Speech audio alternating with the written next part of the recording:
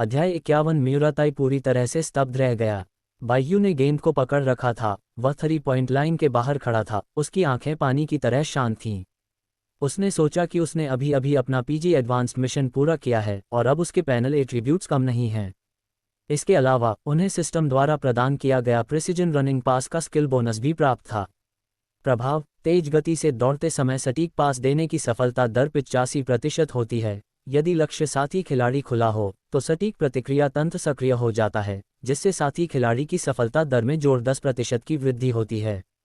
हालांकि उनकी संगठनात्मक क्षमताएं अभी मियागी जितनी अच्छी नहीं थीं, फिर भी मियूरा दाई से निपटने के लिए ये काफ़ी था। जैसे ही उसने ये सोचा, अचानक बाययू के सामने 2 काली आकृतियां प्रकट हो गईं। मियूरा दाई ने तुरंत ही सामरिक दोहरी टीम की रणनीति अपना ली। उसे रोको, बेंच पर बैठे मियूरा दाई के कोच ने ताना मारते हुए कहा, पहले उससे गेंद छीन लो। शोहोकू की ले बिगाड़ दो।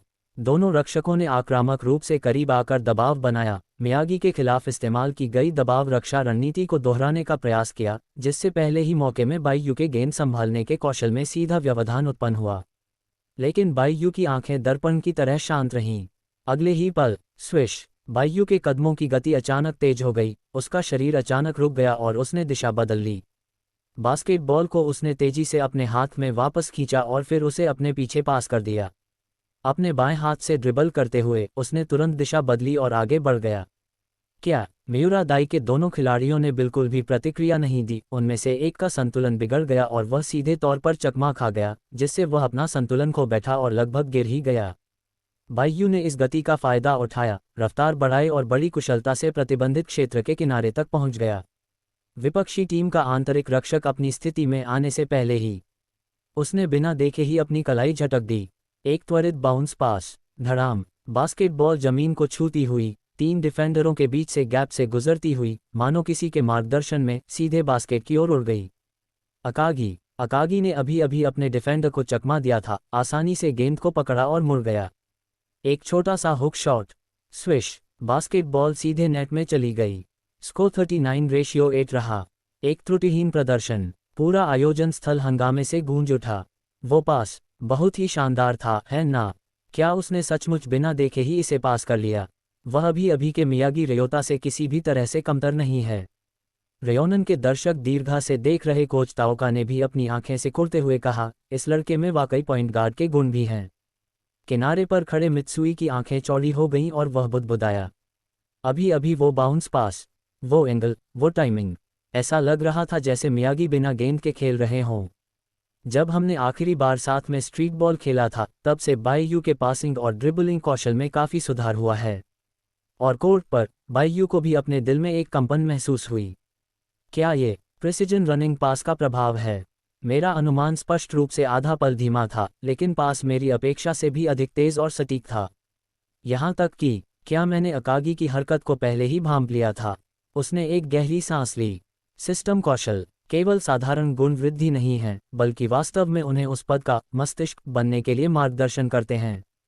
पॉइंट गार्ड तो इस तरह से खेला जाता है। उसके होंठों पर धीरे धीरे मुस्कान आ गई। तो मुझे मियागी की जगह लेने दीजिए और इस खेल को खत्म करने दीजिए। मैदान पर खेल जारी रहा। मियूरा दाई ने गेंद को सर्व किया और हड़बड़ी में हमला किया, लेकिन उनकी संरचना पहले ही अस्त व्यस्त हो चुकी थी। ताकात्सु का जबरन लगाया गया शॉट चूक गया और रिबाउंड को अकागी ने मजबूती से अपने कब्जे में ले लिया। बाययू! अकागी दहाड़ते हुए गेंद को बाहर फेंक दिया। बाययू ने तुरंत शुरुआत की, मानो कोई तेंदुआ हाफ कोर्ट लाइन को पार करते हुए तेजी से दौड़ रहा हो। मियूरा दाई अभी अभी रक्षात्मक मुद्रा में लौटे थे। उनकी स्थिति अभी स्थिर नहीं थी। बाययू की परिधीय दृष्टि चमक उठी और उसने रुकवा कायदे को बाईं ओर मुड़ते हुए देखा। अगले ही पल उसके कदम रुके नहीं, बल्कि उसकी गुजरने की गति पूरी हो चुकी थी। ब्लाइंड स्पॉट को नज़रअंदाज करते हुए बेहद कम उछाल वाला एक पास तेज तलवार की तरह भीड़ को चीरता हुआ पलक झपकते ही रुकावा के हाथों में जा गिरा। रुकावा कायदे ने अपने कदम रोके और एक हल्का जंप शॉट लगाया। स्विश! 41:8। उसने पीछे मुड़कर देखा तक नहीं। उसे कैसे पता चला कि रुकावा उसे काट देगा? दर्शक खुशी से झूम उठे। वाह, ये तो अविश्वसनीय है। वह पास बहुत सटीक था, है ना? रेयोनन स्टैंड पर सैंडोव ने अपनी ठुड्डी हाथ पर टिका ली। उसके होठों पर हल्की सी मुस्कान थी। दिलचस्प! मुझे पहले से ही पता था कि वह एक अच्छा शूटर है, लेकिन मुझे उससे इस कौशल की उम्मीद नहीं थी। यह कोई साधारण पॉइंट गार्ड नहीं है। दूसरी ओर मियुरा दाई ने जैसे ही गेंद सर्व की, साकुरागी उछलकर उसे छीन लिया। हा, ये जीनियस यहाँ है। वह हवा की तरह तेजी से भागा, प्रतिबंधित क्षेत्र में पहुंचा, लेकिन अचानक रुक गया। लगता है मैंने कुछ ज्यादा ही जल्दी कर दी। जैसे ही उसने चारों ओर देखा, हलचल मच गई। अचानक एक सफ़ेद आकृति प्रकट हुई। बायू ने पूरी रफ्तार से गेंद को पकड़ा और बिजली की गति से आगे बढ़कर उसे मजबूती से थाम लिया। इसे मुझे दे दो। अपनी बात पूरी करने से पहले ही उसने अपना हाथ उठाया और गेंद को सटीक रूप से दाहिनी बेसलाइन की ओर उछाल दिया। मित्सुई पहले ही 3 पॉइंट लाइन के बाहर घात लगाए बैठा था। यह आता है। मित्सुई ने गेंद पकड़ी और पुल अप 3 पॉइंटर शॉट लगाया। स्विश 44:8। मियुरा दाई पूरी तरह से स्तब्ध रह गया। उस नंबर 7 के बाहर जाने के बाद इस नंबर 15 को रोकना और भी मुश्किल कैसे हो गया। वे हमेशा इतनी सटीकता से खाली जगह कैसे ढूंढ लेते हैं। पास इतने तेज होते हैं कि उन्हें ठीक से देख भी नहीं सकते। और बायू पूरी तरह से उसके क्षेत्र में प्रवेश कर चुका था। वह कोर्ट के हर गैप से बिजली की गति से निकलता था, फिर भी हमेशा गेंद पर स्थिर नियंत्रण बनाए रखता था। उनके पास मानो एक विशेष क्षमता होती थी और वे हमेशा सटीक रूप से आगे बढ़ते खिलाड़ियों के हाथों तक पहुंचते थे। यहाँ तक कि उसने अपने साथियों से भी पहले इसकी भविष्यवाणी कर दी थी।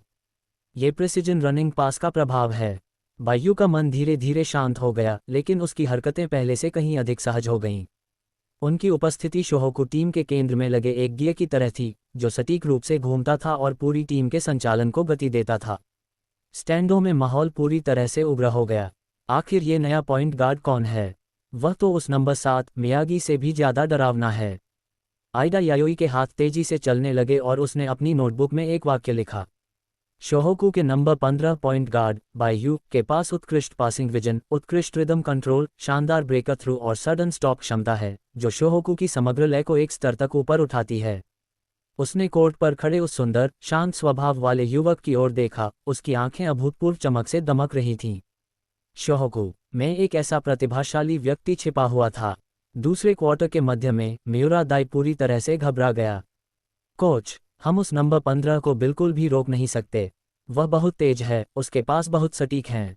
बिल्कुल सही, वह तो बिल्कुल भी नौसिखिया पॉइंट गार्ड जैसा नहीं लगता। मियुरा दाई के कोच के माथे की नसें उभर आई थीं। बकवास करना बंद करो, अब से पूरी ताकत से दबाव बनाओ। उसे अब आराम से पास लेने का मौका मत दो। सीटी बजते ही मियुरा दाई ने दबाव बनाना शुरू कर दिया। उनके 5 खिलाड़ियों ने अपनी रक्षात्मक पंक्ति को ऊपर उठा लिया और व्यावहारिक रूप से बायू को घेर लिया। दर्शक आपस में चर्चा करने लगे, अब शोहोकू मुश्किल में पड़ने वाला है ना? हालांकि बायू बिना विचलित हुए आगे बढ़ते रहे। 3 डिफेंडरों की घेराबंदी का सामना करते हुए उन्होंने बस अपनी गति बदली, मुड़ने, पीछे हटे और फिर अचानक एक उछाल भरा पास दिया। स्विश, गेंद एक बार फिर बिल्कुल सटीक रूप से मित्सुई के हाथों में जा गिरी। दूसरे खिलाड़ी ने बिना रुके ही 3 पॉइंटर शॉट लगा दिया। Swish, score 58:16। क्या उसने दौड़ते हुए बिना देखे बाउंस पास दिया। क्या कोई इंसान ऐसा कर भी सकता है? मियुरा दाई पूरी तरह से अचंभित रह गया। चाहे वह कड़ी मैन टू मैन डिफेंस हो, जोन डबल टीम हो या पेंट एरिया में घुसकर हमला करना हो, बायू हमेशा पास देने के लिए सबसे उपयुक्त क्षण ढूंढ लेती थी। प्रिसिजन रनिंग पास कौशल का प्रभाव पूरी तरह से अधिकतम हो गया था। अध्याय 52 आपको स्वास्थ्य सेवा प्रदान करना। अकागी ने लगातार अंदर हमला किया, जिससे मुरासा में पूरी तरह से असहाय हो गया, यहाँ तक कि मियुरा दाई के कोच को इतना गुस्सा आया कि उसने पानी की बोतल तोड़ दी। रुकावा कायदे ने सुरुचिपूर्ण और सहज कट के साथ लगातार स्कोर किया। उनका प्रत्येक लेअप एक उत्कृष्ट उदाहरण था। मित्सुई ने तो और भी ज्यादा आक्रामक खेल दिखाया। लगातार 3 पॉइंटर्स की बौछार होती रही।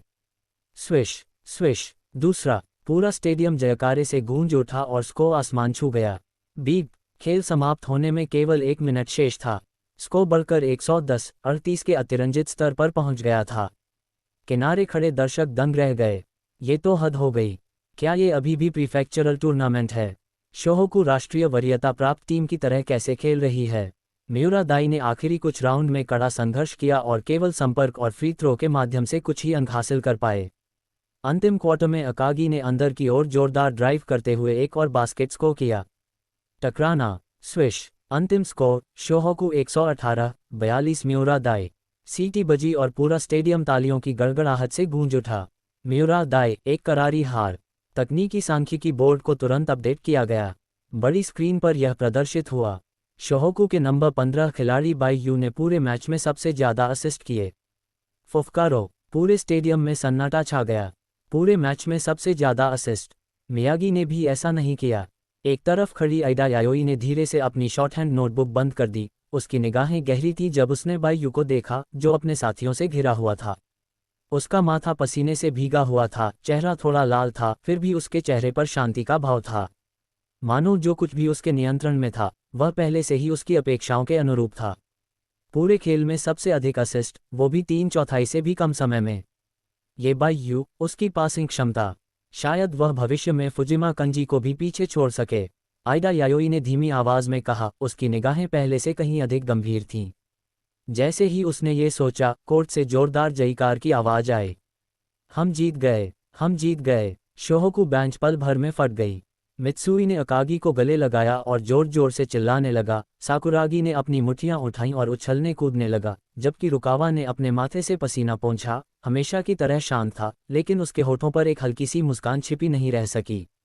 योको भीड़ को चीरते हुए सीधे बाईयू कुन की बाहों में जा गिरी। बाईयू कुन, आप अद्भुत हैं। उसने उसे कसकर गले लगाया, उसकी आवाज में अपार उत्साह और गर्व झलक रहा था। मुझे पता है यह आपसे हो सकता है। बाईयू ने भी उसे प्यार से गले लगा लिया। आपका बहुत बहुत धन्यवाद, मुझ पर हमेशा विश्वास रखने के लिए। ये सब देखकर किनारे खड़े कई लोग आह भरे बिना नहीं रह सके। वो जरूर बाईयू की गर्लफ्रेंड होगी, है ना? दोनों की जोड़ी कितनी अच्छी है। और थोड़ी दूर पर कोच अंजाई बेंच पर बैठे, कोर्ट के बीच में अपने साथियों से घिरे उस युवक को देख रहे थे। उनके चेहरे पर हल्की सी मुस्कान थी और उनकी आंखों में एक अर्थपूर्ण चमक झलक रही थी।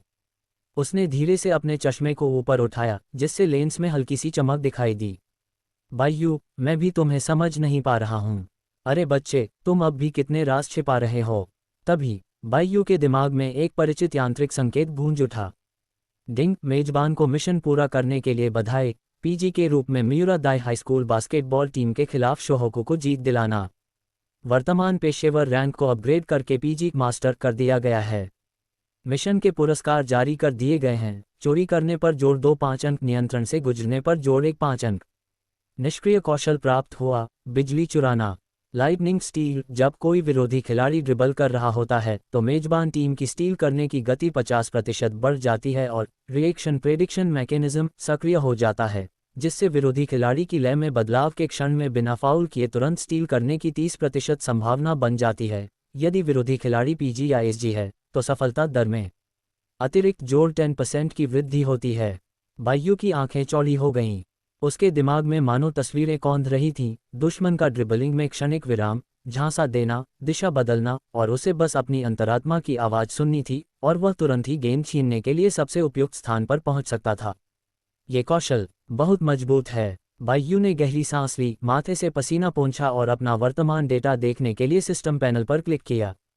वर्तमान योग्यता पैनल, आक्रामक विशेषताएं, नज़दीकी शॉट 40, मध्यम दूरी के शॉट 38, थ्री पॉइंटर 100, डंक 40, लेयर 30, रक्षात्मक गुण, रिबाउंड 60, ब्लॉक 55, हस्तक्षेप 45, चोरी 50।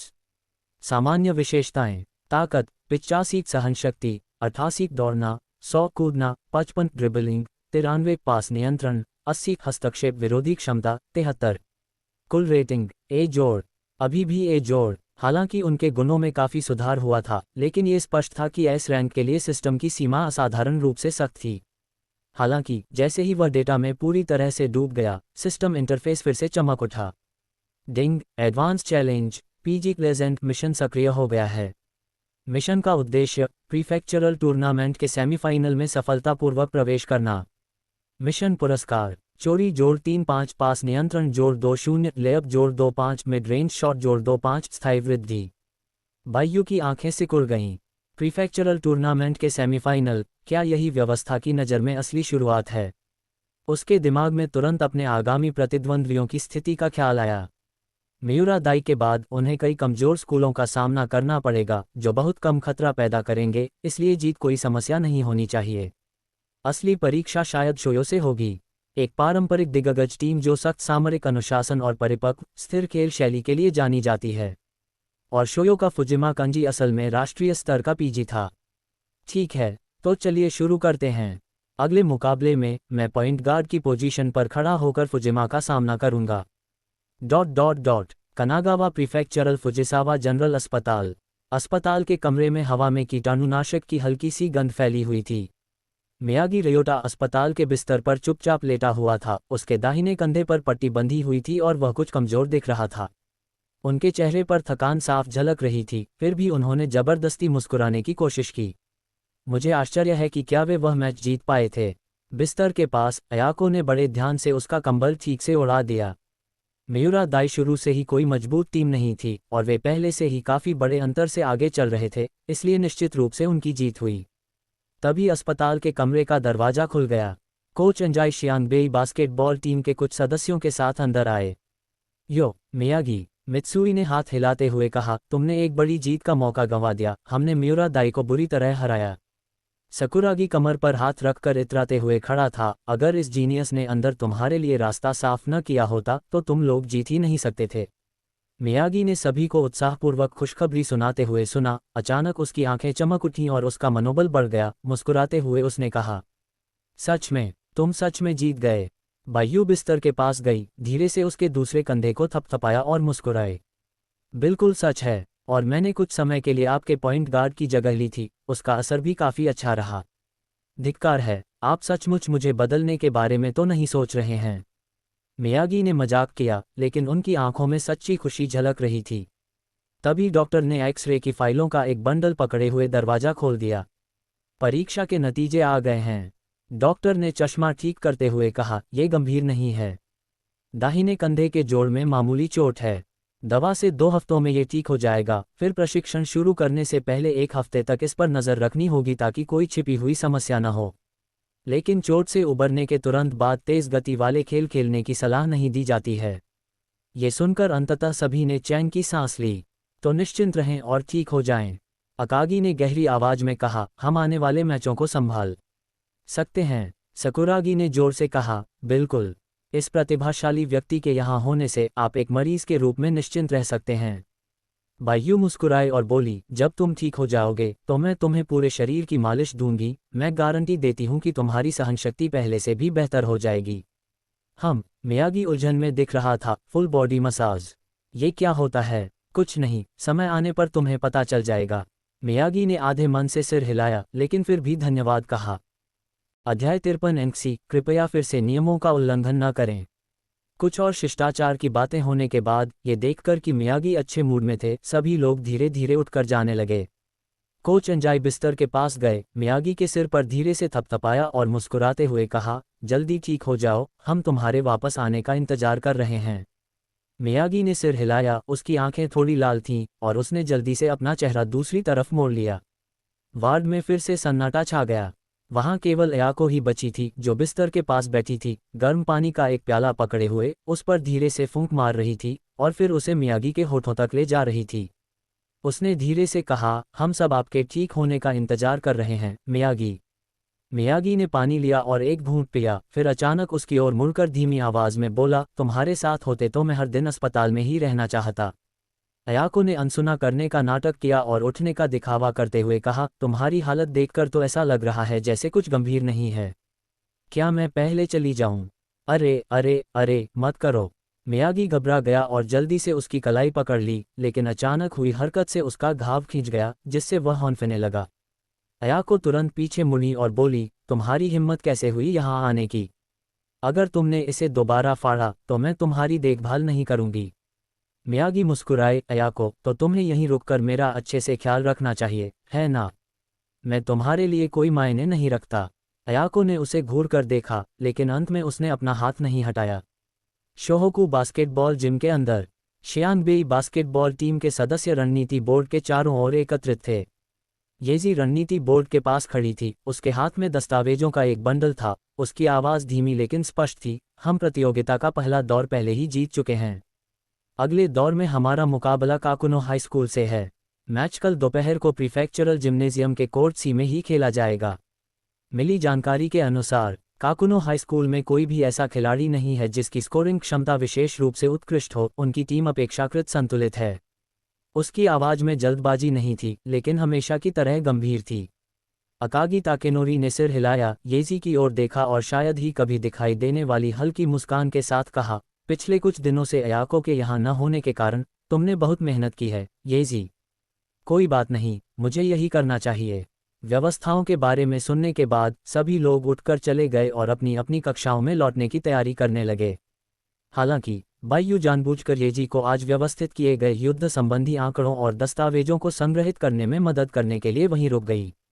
जब तक उन्होंने अपना काम खत्म किया तब तक आसमान हल्का पीला हो चुका था। चलो, मैं तुम्हें तुम्हारे क्लासरूम तक वापस ले चलता हूं ताकि तुम अपना स्कूल बैग ले सको। बायू ने येजी के हाथ से फोल्डर लेते हुए जिम का दरवाजा बंद कर दिया। येजी ने आज्ञाकारी भाव से सिर हिलाया और हल्के कदमों से उसके बगल में चलने लगी। दोनों पहले साल के फ्लो तक पूरे रास्ते बातें करते और हंसते रहे। जैसे ही वे गलियारे के कोने पर मुड़े, उन्हें एक परिचित लंबा व्यक्ति दिखाई दिया। साकुरागी हानामिची कक्षा के दरवाजे पर कमर पर हाथ रखे खड़ा था और अपने सामने खड़ी हारुको से उत्साहपूर्वक कह रहा था, ये सच है, आज मैंने अकेले ही मियुरा दाई के 2 सेंटर खिलाड़ियों को पछाड़ दिया। एक शानदार डंक, 2 ब्लॉक और मैंने 10 से अधिक रिबाउंड भी हासिल किए। हारुको की आंखें चौड़ी हो गईं, उसका चेहरा आश्चर्य से भर गया। वाह, सच में, ये तो कमाल है। अफसोस की बात है कि मैं पिछले कुछ दिनों से क्लास से छुट्टी लेकर तुम्हारा हौसला बढ़ाने नहीं आ सकी। लेकिन मेरे भाई ने भी कहा कि तुम बहुत तेजी से सुधार कर रहे हो। साकुरागी, ऐसे ही आगे बढ़ते रहो। हारुको, बस थोड़ा इंतज़ार करो, मैं अगले गेम में और भी शानदार एंट्री करने वाला हूँ। बायू और येजी पास ही खड़े थे और ठीक उसी समय उन्होंने यह बातचीत सुन ली। दोनों ने एक दूसरे की ओर देखा और हंसे बिना नहीं रह सके। साकुरागी हानामिची अब भी वैसी ही है, येजी ने धीरे से हंसते हुए कहा। क्या वह हमेशा से ऐसा ही नहीं रहा है? येजी ने अपना सिर नीचे झुकाया और अपने जूते की नोक से पैर पटका, फिर अचानक धीमी आवाज में बोली, बायू-कुन, ये खेल खत्म होने के बाद। उसकी आवाज मच्छर की भिनभिनाहट जितनी धीमी थी और उसके गाल धीरे से लाल हो गए। क्या हमें इस तरह का और समय एक साथ मिलेगा? बायू चौंक गई, फिर मुस्कुराई और बोली, अब हम भी ऐसा कर सकते हैं, है ना? हम हर दिन साथ नहीं रहते। येजी के होंठ हल्के से मुड़े और उसकी आवाज़ नरम पड़ गई। मुझे अभी यह एहसास बहुत अच्छा लग रहा है। बायू ने उसके माथे पर चुंबन किया और कहा, तो चलो इसी तरह आगे बढ़ते रहें। तो मैं कल के लिए नाश्ता बुक करना चाहूँगा। सौदा। दोनों कंधे से कंधा मिलाकर गलियारे से नीचे चले गए और कोने से ओझल हो गए। अगली दोपहर कानागावा प्रीफेक्चरल जिम्नेजियम, कोर्ट सी।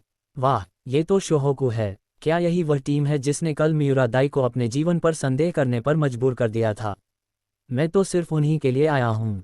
हलचल मचते ही भीड़ स्वतः ही एक रास्ता बनाने के लिए हट गई। अकागी ताकेनोरी के नेतृत्व में जियांगबेई बास्केटबॉल टीम लाल और सफ़ेद जर्सी पहने हुए दृढ़ कदमों से आयोजन स्थल में दाखिल हुई। रोशनी तेज थी और हवा में गर्मी की लहर दौड़ रही थी। पिछले गेम के विपरीत इस बार तो कोर्ट सी लगभग पूरी तरह से भरा हुआ था। स्टैंड दर्शकों से खचाखच भरे हुए थे, जिनमें छात्रों, कोचों, पत्रकारों और यहां तक कि अन्य स्कूलों के बास्केटबॉल खिलाड़ियों की घनी भीड़ थी जो जल्दी पहुंच गए थे। शोहोकू, वो छोटी सी टीम जो 16वें स्थान तक भी नहीं पहुंच पाए।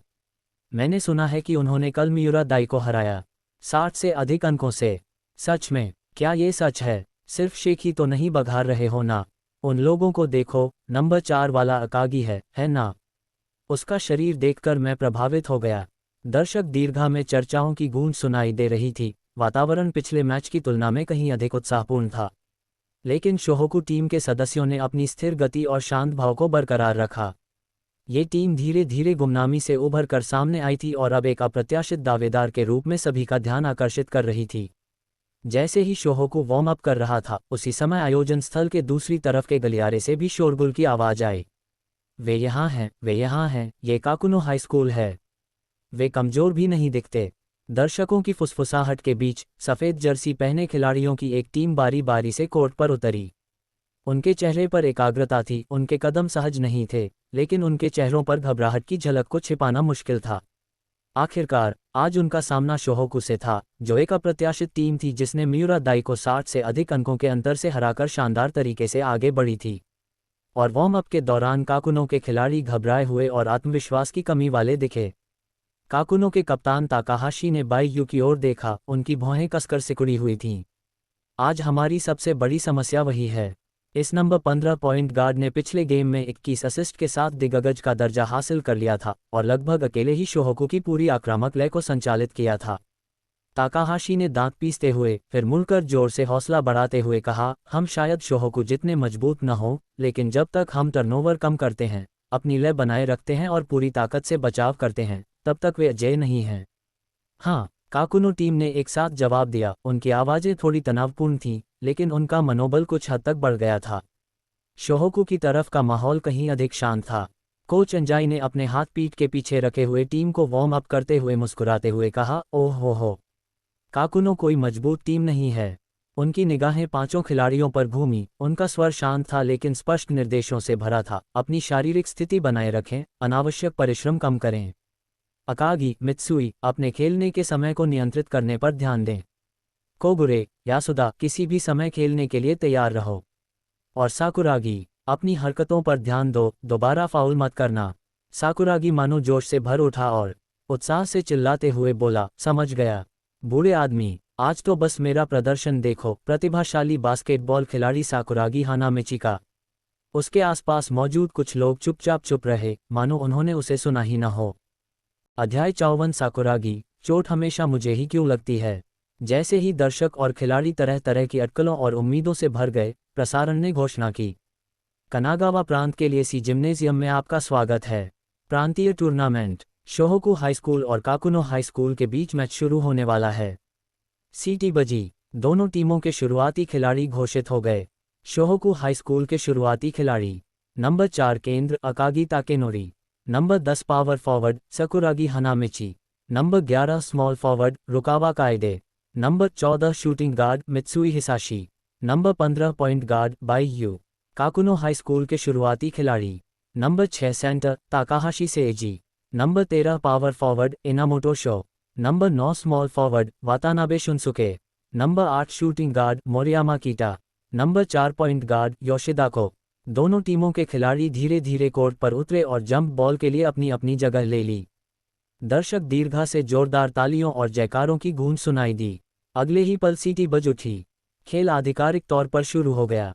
जंप बॉल में अकागी ताकेनोरी ने आसानी से छलांग लगाए, अपने प्रतिद्वंद्वी पर हावी हो गए और सटीक रूप से गेंद को बाईयू की ओर उछाल दिया। बाईयू ने स्थिर भाव से गेंद ग्रहण की और बिना किसी हड़बड़ी के हाफ कोर्ट को पार कर गई। बाईयू ने गेंद को पेंट एरिया में उछाला, साकुरागी ने उसे ग्रहण किया और काकुनो के सेंटर के घबराए हुए डिफेंस का सामना किया। वह अचानक घूमा और दहाड़ा, अरे काकुनो, आज मैं तुम्हें इस जीनियस रिबाउंड किंग की स्कोरिंग क्षमता दिखाऊंगा। इसके साथ ही उन्होंने थोड़ा बेतरतीब लेकिन दमदार हुक शॉट लगाया। बास्केटबॉल रिम पर 2 बार उछली और धीरे धीरे नेट में चली गई। 2:0। वाह, पहला बास्केट इस जीनियस ने बनाया। सकुरागी ने अपने हाथों को कमर पर रखा और खलनायक की तरह घमंडी होकर दिल खोलकर हंसा। देखा, ये तो उस जीनियस का हुक शॉट है। दर्शक खिलखिलाकर हंस पड़े। वहीं बेंच पर बैठे शोहोकू के वैकल्पिक खिलाड़ी भी ताली बजाते और खिलखिलाते रहे। योको भी अपना सिर हिलाए बिना और हल्की सी हंसी हंसे बिना नहीं रह सकी। शोहोकू की लय पूरी तरह से स्थापित हो चुकी थी। बाईयू द्वारा उठाया गया प्रत्येक कदम लयबद्ध और सुव्यवस्थित था। अपनी आंखों की एक झिलमिलाहट और कलाई के एक झटके से उसने काकुनो के बैककोर्ट डिफेंस के बीच से गेंद को उछालते हुए बेसलाइन से अंदर घुस आए रुकावा कायदे को पास कर दिया। बाद वाले खिलाड़ी ने कट और लेअप शॉट लगाकर आसानी से स्कोर कर लिया। 4:0। इसके बाद बाईयू ने वही तरकीब दोहराई, तेजी से आगे बढ़ते हुए मित्सुई हिसाशी को पास दिया, जो परिधि पर खाली खड़ा था। मित्सुई ने गेंद पकड़ी, बिना किसी झिझक के 3 पॉइंटर शॉट लगाया और गेंद बास्केट में चली गई। 7:0। काकुनो की रक्षा पंक्ति पूरी तरह से ध्वस्त हो गई। इस बिंदु पर रुकावा कायदे ने आधिकारिक तौर पर खेल की बागडोर संभाल ली। काकुनो की कमजोर रक्षा पंक्ति का सामना करते हुए ऐसा लग रहा था मानो वह अपने व्यक्तिगत प्रदर्शन के दौर में प्रवेश कर गया हो। Mid range jumpers, drives, post up spin के बाद रिवर्स लेअप्स और यहां तक कि फास्ट ब्रेक डंक भी। पूरा हॉल हैरानी भरी आवाजों से गूंज उठा। उसके चेहरे पर कोई भाव नहीं था। उसने अपना पसीना भी नहीं पोंछा, मानो स्कोर करना उसके लिए कोई मामूली बात हो। मित्सुई हिसाशी शानदार फॉर्म में थे। उन्होंने आग के बाहर से लगातार 2 3 पॉइंटर मारे, जिसके बाद कोच अंजाई ने हल्की खांसी की। मित्सुई, आराम करो। मेरा हाथ तो अभी गर्म हो रहा है। अब रिजर्व सैनिकों को प्रशिक्षण देने का समय आ गया है। मित्सुई अनिच्छा से दरबार छोड़कर चले गए। उनकी जगह नंबर 6 यासुदा यासुहारू ने ले ली। अकागी ताकेनोरी ने प्रतीकात्मक रूप से कुछ मिनटों के लिए पेंट एरिया में खेला, जिसमें एक शक्तिशाली डंक और कुछ रक्षात्मक रिबाउंड शामिल थे, जिसके बाद उन्हें भी नंबर 5 कोगुरे द्वारा प्रतिस्थापित किया गया। कोगुरे के आने के बाद हालांकि उनका प्रदर्शन शानदार नहीं था, लेकिन उन्होंने लगातार मिड रेंज जंपर्स और स्मार्ट ऑफ बॉल कट्स के साथ स्थिति को स्थिर रूप से नियंत्रित किया। इसके विपरीत काकुनो का आक्रमण अव्यवस्थित था। उन्होंने बार बार आक्रमण को संगठित करने की कोशिश की, लेकिन शोहोकू की मजबूत रक्षात्मक रणनीति ने उन्हें पूरी तरह से नाकाम कर दिया और लगातार पासिंग में गलतियां करते रहे। बीच बीच में मिले एक दो मौकों पर भी स्कोर करने का मौका बेहद तनावपूर्ण रहा। स्कोर हिमस्खलन की तरह तेजी से बढ़ता गया। शोहोकू ने लगभग बिना किसी खास प्रयास के एक तरफा और करारी जीत हासिल की। दर्शक दीर्घाओं से आश्चर्य की आहें लगातार सुनाई दे रही थीं। ये शोहोकू, ये अपने सामने आने वाली किसी भी टीम के खिलाफ इतनी आसानी से कैसे खेल लेते हैं। नंबर 15 के पास बेहद सटीक होते हैं। ये तो बस एक कला है। इस बीच कोच अंजाई बेंच पर बैठे मुस्कुराते हुए और गर्म चाय की चुस्कियां लेते हुए ऐसे लग रहे थे मानो सब कुछ उनके नियंत्रण में हो। भारी बढ़त और प्रतिद्वंदी के कमजोर प्रतिरोध के चलते शोहोकू की टीम अधिकाधिक आराम से खेलने लगी और मैदान पर सबसे ज्यादा उत्साहित खिलाड़ी निस्संदेह साकुरागी हानामिची थे। ये व्यक्ति और भी ज्यादा उत्तेजित हो गया, उसकी हरकतें और भी ज्यादा बेकाबू हो गईं और उसकी भावनाएं और भी ज्यादा विस्फोटक हो गईं। इस प्रकार एक के बाद एक फाउल होते चले गए। काकुनो के सेंटर ने डिफेंसिव रिबाउंड के लिए संघर्ष करने की कोशिश की, लेकिन उसकी बॉक्सिंग आउट मुद्रा बेहद अटपटी थी। साकुरागी पीछे से ऐसे कूदा जैसे कोई भयंकर बाघ पहाड़ से नीचे उतर रहा हो। रास्ते से हट जाओ, रिबाउंड मेरा है। उसने सीधे तौर पर अपने प्रतिद्वंद्वी को दोनों हाथ हवा में उठाकर जबरदस्ती मैदान से बाहर धकेल दिया, उसे सीमा से बाहर कर दिया और फिर शांति से खुद ही रिबाउंड पकड़ लिया। बीप, रेफरी ने जरा भी संकोच नहीं किया। सीटी तेज थी और इशारा स्पष्ट था, धक्का देकर फाउल किया। साकुरागी ने मासूमियत का भाव दिखाते हुए रेफरी पर चिल्लाकर कहा, अरे अरे, मैं बस थोड़ा और ऊंचा कूदा था। दर्शक दीर्घा हंसी से गूंज उठी। एक अन्य मौके पर काकुनो के एक गार्ड ने तेजी से आगे बढ़ने का अवसर लपक लिया और सभी खिलाड़ियों से आगे निकलकर फ्रंट कोर्ट की ओर दौड़ पड़ा। अचानक बगल से एक लाल रंग की धुंधली आकृति उभरी, वह साकुरागी थी। उसने अपनी बाहें फैलाईं और एक बेकाबू जंगली बैल की तरह ऊंची छलांग लगाई, एक शानदार ब्लॉक करने के लक्ष्य से। तथापि टकराना, उसने न सिर्फ गेंद को छुआ तक नहीं, बल्कि उसने अपने प्रतिद्वंद्वी और गेंद दोनों को जमीन पर गिरा दिया। Blocking foul. रेफरी ने फिर सीटी बजाई। वह मुझसे टकरा गया, साकुरागी ने शिकायत भरे लहजे में कहा। तो मुझसे टकरा गए। रेफरी का चेहरा भावहीन था। जब शोहोकू की बारी आई तो साकुरागी ने आक्रामक रिबाउंड को पकड़ लिया और जैसे ही वह नीचे उतरा उसकी भावनाएं उमड़ पड़ीं। हा, रिबाउंड फिर से मेरा ही है, आह। उसने जोर से मुड़ने के इरादे से अपनी कोहनी घुमाई, लेकिन उसकी कोहनी सीधे उसके पीछे खड़े काकुनो के खिलाड़ी से टकरा गई जो गेंद छीनने की कोशिश कर रहा था। ओह! विरोधी खिलाड़ी अपना चेहरा पकड़कर जमीन पर गिर पड़ा और रेफरी ने तुरंत फैसला सुनाया, अत्यधिक आक्रामक फाउल। अवैध कोहनी का इस्तेमाल। साकुरागी गेंद को पकड़े हुए वहीं जम गया। मैंने जानबूझकर ऐसा नहीं किया। वह बस मेरे और करीब आ गया था। रेफरी। बायू ने तेज आक्रमण शुरू किया, बीच में सीधा लंबा पास दिया। साकुरागी ने उसका पीछा किया और गेंद मिलते ही उसकी आंखों में सिर्फ गोलपोस्ट का ही लक्ष्य था और वह पूरी रफ्तार से टैंक की तरह दौड़ पड़ा। उसे रोको। काकुनो के एक खिलाड़ी ने दांत पीसते हुए प्रतिबंधित क्षेत्र के बाहर दृढ़ता से खड़े रहे। अगले ही पल टकराना, वह व्यक्ति मानो किसी ट्रेन से टकरा गया हो, हवा में उड़कर सीमा से बाहर चला गया। बीप, आक्रामक फाउल। चार्जिंग। साकुरागी ने अपना सिर पकड़ लिया और पैर पटकते हुए बोला, रेफरी। उसने नाटक किया, पक्का नाटक किया। वह ठीक से खड़ा नहीं हो पा रहा था। बेंच पर बैठे अकागी ने दहाड़ते हुए कहा, बेवकूफ, देखो तुम क्या कर रहे हो। इस समय शोहोकू के नंबर 10 खिलाड़ी ने अपना चौथा व्यक्तिगत फाउल किया। एक बार फिर साकुरागी और काकुनो के सेंटर बास्केट के नीचे बॉक्सिंग आउट कर रहे थे और उनकी गतिविधियां और अधिक तीव्र होती जा रही थीं। अचानक काकुनो का सेंटर खिलाड़ी दर्द भरी चीख निकालते हुए पीछे की ओर जमीन पर गिर पड़ा। रेफरी ने जरा भी संकोच नहीं किया और सीटी बजा दी। फाउल। 5वां व्यक्तिगत फाउल निष्कासित। अखाड़े में हंगामा मच गया।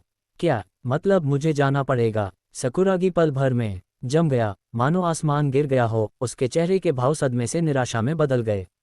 आहा, नामुमकिन। मेरा स्कोर अभी तक रुकावा कायदे से आगे नहीं निकला है। इस जीनियस का प्रदर्शन अभी खत्म नहीं हुआ है। धिक्कार है, धिक्कार है, धिक्कार है। रुकावा ने उसे तिरछी नज़र से देखा। बेवकूफ़। वह एक निर्वासित नायक की तरह अपना सिर पकड़कर दहाड़ता हुआ बेंच की ओर भारी कदमों से बढ़ता गया और हर कदम पर 3 बार पीछे मुड़कर देखता रहा। जब वह अकागी के पास पहुंचा तो उसका स्वागत इस प्रकार हुआ। टकराना, एक बेरहम सिर की टक्कर। बेवकूफ़, मैंने तुमसे कहा था कि संभल कर चलो। बेहतर होगा कि तुम ठीक से सोच विचार कर लो। आहा हा, गोरिल्ला, मुझे मारना बंद करो। दर्शक खिलखिलाकर हंस पड़े। इस बीच शोहोकू का पूरे खेल पर अभी भी नियंत्रण था। अध्याय 55। क्या जियांग बेई के स्थानापन्न खिलाड़ियों ने प्रतिद्वंद्वी को हराया। साकुरागी के फाउल आउट होने के बाद कोर्ट पर सारा रोमांच खत्म हो गया। कोच अंजाई ने हल्की सी मुस्कान बिखेरी, अपना हाथ उठाया और सीधे सभी शुरुआती खिलाड़ियों को बदलकर शोहोकू की पूरी रिजर्व टीम को मैदान में उतार दिया। Point guard #6 Yasuda Yasuharu. Shooting guard #8 Shiozaki Tetsushi. केंद्र #9 Kakuda Satoru. Forward #12 Kentaro Ishii. #13 Satoshi Sasaoka. सभी शुरुआती खिलाड़ियों को आराम दिया गया और रिजर्व खिलाड़ियों ने मोर्चा संभाला। ये देखकर काकुनो की टीम का मनोबल थोड़ा बढ़ गया और उन्होंने कुछ बेहतरीन खेल दिखाते हुए इस अवसर का लाभ उठाया और बड़ी मुश्किल से कुछ अंक हासिल किए। हालांकि इस छोटी सी वापसी से समग्र स्थिति में कोई बदलाव नहीं आया। कोर्ट पर खेल की गति धीरे धीरे कम होने लगी। यासुदा ने लगातार आक्रमण को व्यवस्थित किया और शिओजाकी और काकुडा ने भी कई उत्कृष्ट प्रदर्शन किए, जिससे उन्हें दर्शकों से तालियां मिलीं। लेकिन आखिरकार ये कचरा फेंकने का समय था। खेल का समग्र मनोरंजन मूल्य कम हो गया। दर्शक समय से पहले ही जाने लगे और कमेंटेटरों की आवाज़ नीरस हो गई। अंततः सीटी बज उठी। अंतिम स्कोर ये था: शोहोकू 108, 47 काकुनो। जिम के ऊपर लगा विशाल इलेक्ट्रॉनिक स्कोरबोर्ड जगमगा उठा और जैसे ही वह रुका, उसने इस खेल का परिणाम पूरी तरह से घोषित कर दिया। एक तरफा और निर्णायक जीत, जिसमें कोई रोमांच नहीं था। तभी अचानक 2 बेहद ही संदिग्ध व्यक्ति व्यायामशाला के प्रवेश द्वार से अंदर आ गए। उनमें से एक लंबा और हट्टा-कट्टा था, जिसने रियोनन हाई स्कूल की वर्दी की जैकेट पहनी हुई थी। मजबूत कद काठी और प्रभावशाली व्यक्तित्व वाला वह कोई और नहीं बल्कि रियोनन हाई स्कूल का बेहतरीन सेंटर ओजुमी जून था। दूसरा व्यक्ति हरे रंग की शोयो वर्दी पहने हुए था, लंबा था और ओजुमी के बराबर था, काले फ्रेम का चश्मा लगाए हुए था, परिष्कृत और आकर्षक चेहरे वाला था। वह शोयो का उपकप्तान हानागाता तोरू था। उनके कदम स्थिर थे और उन्होंने तुरंत ऊपर लटका हुआ स्कोरबोर्ड देख लिया। स्कोर एक तरफा था, लेकिन उनके भाव काफी सूक्ष्म थे। ओजुमी ने थोड़ा सा माथा सिकोड़ा और धीरे से आह भरी, अफसोस, हम फिर भी बहुत देर से आए। हानागाता ने अपने चश्मे को ऊपर किया और शांत भाव से कहा, शोहोकू कोई खास टीम नहीं है। काकुनो जैसी टीम के लिए अगर शोयो खेल रहा होता तो हम अब तक 200 से अधिक अंक बना चुके होते। ओजुमी मुस्कुराया और कोई जवाब नहीं दिया। वह सीधे स्टैंड के दूसरी तरफ चला गया, जहां रियोनन के आइडा हिकोइची एक कोने में बैठे नोट्स ले रहे थे। हिकोइची, अभी का खेल कैसा रहा? ओजुमी ने पूछा। आइडा हिकोइची ने ओजुमी की ओर देखा, फिर पास ही में आंगन की सफाई कर रहे कर्मचारियों की ओर देखा और फुसफुसाते हुए कहा, पहले 3 क्वार्टर में शोहोकू के शुरुआती खिलाड़ियों ने बहुत आक्रामक खेल दिखाया। बाइयू, रुकावा और मित्सुई ने मिलकर काकुनो को पूरी तरह से पछाड़ दिया। चौथे क्वार्टर में उन्होंने सीधे सभी रिजर्व खिलाड़ियों को मैदान में उतारा। ओजुमी चौंक गया। उसने घनी लिखावट वाले नोट्स पर एक नज़र डाली और उसका चेहरा थोड़ा और गंभीर हो गया। इसी बीच स्टैंड के दूसरे कोने में दूर स्थित स्टैंडों में 2 शख्स भी खड़े थे। उनमें से एक के बाल छोटे छोटे कटे हुए थे, चेहरा सख्त था और आंखें दृढ़ थीं। वह हैनान हाई स्कूल के मुख्य स्कोरर जिन सोइचिरो थे। उनके बगल में हैनान का नवागंतुक कियोता नोबुनागा था। कियोता च्यूइंग गम चबा रहा था। उसके चेहरे पर तिरस्कार का भाव था, लेकिन वह मुस्कुरा रहा था।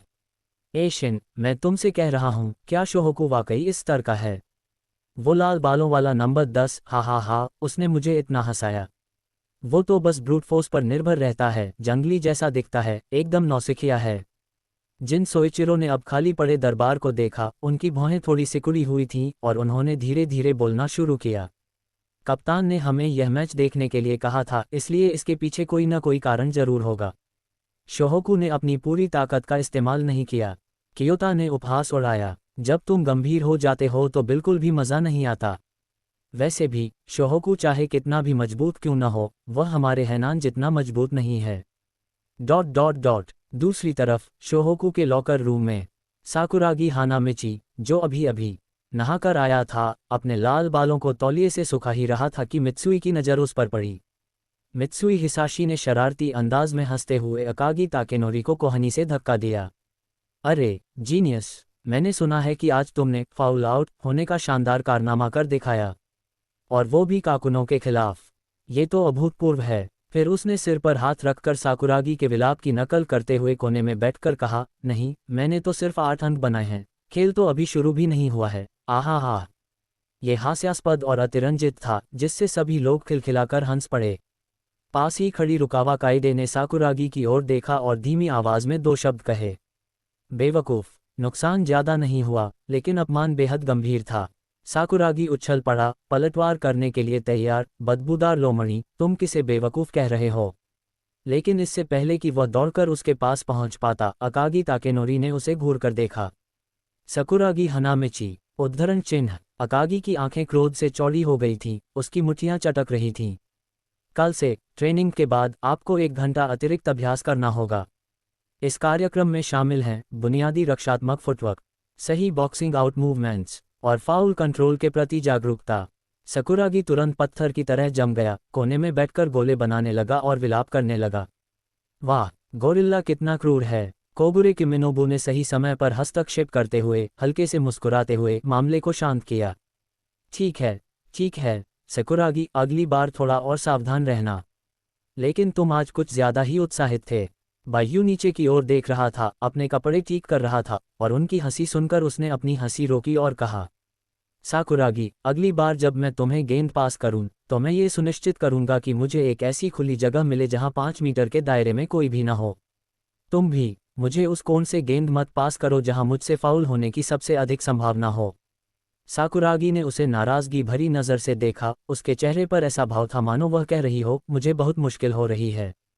इस बीच कोच अंजाई चुपचाप बैठे सबकी बातचीत सुन रहे थे, उनके चेहरे पर हमेशा एक सौम्य मुस्कान रहती थी। ओह हो, उसने लाल बालों वाले उस लड़के को देखा जिस पर कई लोग मिलकर हमला कर रहे थे। उसका चेहरा लाल था और वह हठपूर्वक पलटकर जवाब देने की कोशिश कर रहा था, और उसकी आंखों में थोड़ी सी कोमलता दिखाई दी। अकागी, हम शानदार पावर फॉरवर्ड खिलाड़ियों के कुछ बेहतरीन वीडियो ढूंढें, जिनमें दिखाया गया हो कि बिना फाउल किए प्रभावी ढंग से कैसे बचाव किया जाए, और उसे वे वीडियो देखने दें। साकुरागी को उन पर ध्यान से नज़र रखने दो। अकागी ने उनकी बात सुनकर सिर हिलाया। मैं समझ गया कोच। कोच अंजाई ने आगे कहा, अगला मैच शनिवार सुबह है। सभी लोग अगले कुछ दिनों में अपनी स्थिति को अच्छी तरह से तैयार कर लें। साकुरागी के लिए आपको अगले कुछ दिनों में अपने रक्षात्मक कौशल को अच्छी तरह से प्रशिक्षित करने की आवश्यकता है। कोच अंजाई बिना कुछ बोले मुस्कुराए खड़े हुए, अपनी पैंट से धूल झाड़ी और धीरे धीरे चले गए। बाकी सभी लोगों ने भी कपड़े बदल लिए और लॉकर रूम से निकलने की तैयारी करने लगे। इस समय अकागी खड़ी हो गई और जोर से बोली, ध्यान से सुनो, अगला मैच शनिवार को ठीक सुबह 9 बजे है। काउंटी जिम्नेजियम हॉल बी में इकट्ठा हो जाओ। किसी को भी देर से आने की अनुमति नहीं है, समझा? सभी ने जवाब दिया। अकागी ने साकुरागी की ओर मुड़ा, उसकी आवाज़ में उदासी छा गई। अब से लेकर मैच तक नियमित प्रशिक्षण के अलावा मैं आपके साथ बॉक्सिंग आउट और फाउल कंट्रोल पर विशेष व्यक्तिगत प्रशिक्षण भी दूंगा। बाद में मेरे साथ स्कूल आइएगा, हम पहले वीडियो देखेंगे। उद्धरण चिन्ह ... आहा, तुम हिंसक गोरिल्ला इस प्रतिभाशाली व्यक्ति की हत्या करना चाहते हो। साकुरागी चीख उठा, लेकिन उसका विरोध बेअसर रहा। अकागी ने उसे पकड़ लिया और दरवाजे की ओर घसीटता हुआ ले गया। क्योंकि प्रतियोगिता अवधि के दौरान बास्केटबॉल टीम के सदस्यों को कक्षाओं में उपस्थित होने की आवश्यकता नहीं थी, बायू और येजी को भी एकांत में कुछ दुर्लभ समय बिताने का मौका मिला। गुरुवार को वे अपने तयशुदा बैठक स्थल शोनान तट पर पहुंचे। सूरज की रोशनी बिल्कुल सही थी, समुद्र की हल्की हवा धीरे धीरे बह रही थी, जिसमें नमकीन खुशबू और उड़ते हुए सीगल पक्षियों की आवाज़ें सुनाई दे रही थीं। बायू और येजी समुद्र तट के किनारे बने पैदल मार्ग पर कंधे से कंधा मिलाकर चल रही थीं और अपने दुर्लभ अवकाश के समय का आनंद ले रही थीं। बायू ने एक साधारण टी शर्ट और स्पोर्ट्स जैकेट पहनी हुई थी, जबकि येजी ने एक ताजगी भरी सनड्रेस पहनी थी और उसके लंबे बाल समुद्री हवा में लहरा रहे थे। वे समुद्र किनारे स्थित एक लोकप्रिय क्रेप की दुकान पर कतार में खड़े हो गए। बायू ने स्ट्रॉबेरी चॉकलेट फ्लेवर चुना, जबकि येजी ने अपना पसंदीदा माचा रेड बीन फ्लेवर चुना। अध्याय 56, मियागी में कुत्ते का खाना फैलाना। दोनों एक बेंच पर अगल बगल बैठे, लहरों को किनारे से टकराते हुए देख रहे थे और आराम से मिठाई बांट रहे थे। येजी ने अभी एक निवाला ही लिया था कि क्रीम उसके मुंह के कोने पर लग गई। बाइयुकुन मुस्कुराया और उसके चेहरे से उसे पोंछने के लिए हाथ बढ़ाया। तुम तो खाना खाते समय भी बहुत लापरवाह हो। येजी ने अपना सिर नीचे झुकाया और धीरे से बुदबुदाए, इसे इतना स्वादिष्ट किसने बनाया? उसने चुपके से उसकी तरफ देखा, उसकी आंखों में शरारत भरी मुस्कान थी। अचानक समुद्री हवा से उड़ता हुआ एक अखबार बाइयुकुन की गोद में आ गिरा। हम दोनों ने नीचे देखा तो पाया कि यह खेल अनुभाग की मुख्य खबर थी। तस्वीर में बाइयुकुन कोर्ट पर गेंद पास करते हुए शानदार अंदाज में दिख रहे थे और उसके बगल में एक बड़ी सी हेडलाइन थी जिसमें बड़े अक्षरों में लिखा था, शोहोकू के प्रतिभाशाली पॉइंट गार्ड ने एक ही मैच में 31 असिस्ट देकर दर्शकों को चौंका दिया। येजी की आंखें चमक उठीं और वह छेड़ने से खुद को रोक नहीं पाए। वाह बाइयुकुन, अब तुम एक बड़े सितारे बन गए हो। बाइयुकुन ने हल्के से अपना सिर खुजाया और थोड़ा शर्माते हुए मुस्कुराया। यह इतना बड़ा चढ़ाकर नहीं कहा गया है। ये सब मेरे साथियों की शानदार खेल की वजह से है, मैंने तो बस गेंद पास की थी। लेकिन आपने इसे असाधारण रूप से अच्छे अंकों से पास किया। येजी ने अपना मुंह ढक लिया और खिलखिलाकर हंस पड़ी, उसकी आवाज़ प्रशंसा से भरी हुई थी। लेकिन आपको अपने शरीर का भी ख्याल रखना होगा, खेल बहुत कठिन होते हैं। आज रात मैं आपके लिए कुछ ग्रिल्ड ऑयस्टर बनाऊंगी ताकि आपको आराम मिल सके। बाइयुकुन जब दोनों बातें कर रहे थे और हंस रहे थे, तभी समुद्र की हवा ने अखबार को फिर से पलट दिया। येजी की नज़र अचानक नीचे छोटे अक्षरों में लिखी एक पंक्ति पर पड़ी। उसने पलकें झपकाईं और उसे धीरे से जोर से पढ़ा, शोहोकू के नंबर 7 पॉइंट गार्ड मियागी रेयोटा को कंधे में गंभीर चोट लगी है और वे आगामी मैचों में नहीं खेल पाएंगे। उसकी मुस्कान धीरे धीरे फीकी पड़ गई और उसकी आवाज़ में चिंता झलकने लगी।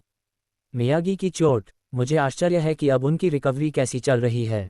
बाइयुकुन ने पाठ पर नीचे देखा, उसके चेहरे पर भावहीनता थी।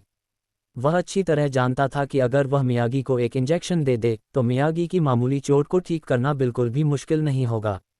दुर्भाग्यवश मौजूदा सिस्टम संबंधी कार्यों को देखते हुए वह शोहोकू के पॉइंट गार्ड का पद इतनी जल्दी नहीं छोड़ सकते थे। क्षमा करें मियागी रेयोटा, कृपया 2 सप्ताह और धैर्य रखें।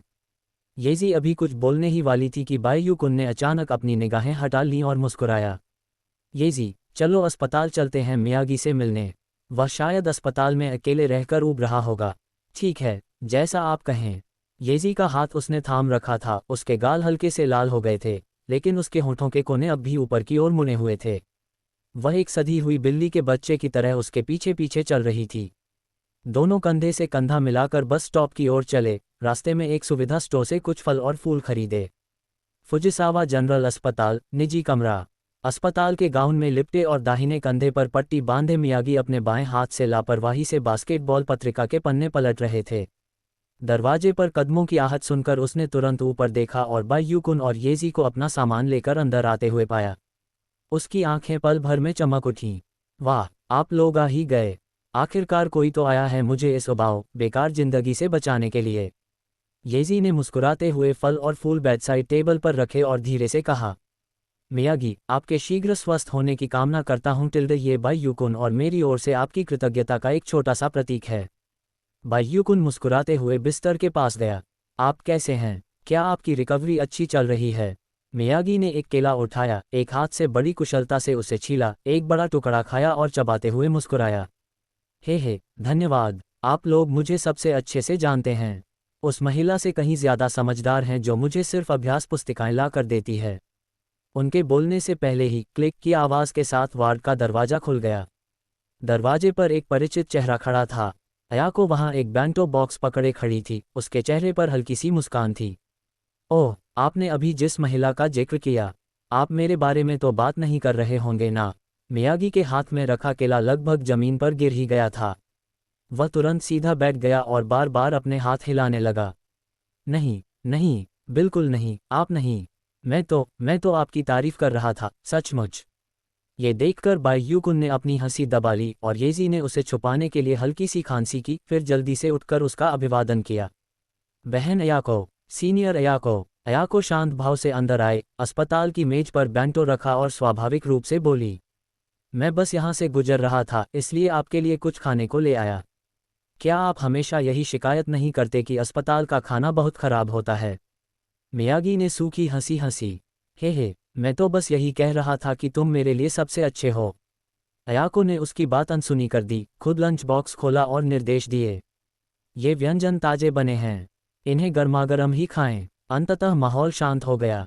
अस्पताल के बिस्तर के चारों ओर जमा हुए लोग हाल ही में हुए टीम प्रशिक्षण और पिछले कुछ दिनों के खेल परिणामों के बारे में बातचीत कर रहे थे। अयाको ने मेडिकल रिकॉर्ड पर एक नज़र डाली, फिर मियागी के कंधे पर लगे ब्रेस को देखा और धीरे से कहा, डॉक्टर ने बताया कि आपके कंधे में मामूली चोट आई है, कोई गंभीर बात नहीं है। पर्याप्त आराम के बाद आप इसे हिला डुला सकेंगे। बोलते बोलते वह रुकी, फिर बोली, कुछ दिनों तक ठीक होने के बाद मैं आपकी देखभाल के लिए यहाँ नहीं रुकूंगा। आगामी मैचों के लिए बहुत काम है, लेकिन मैं फिर भी आपके लिए खाना लाता रहूंगा।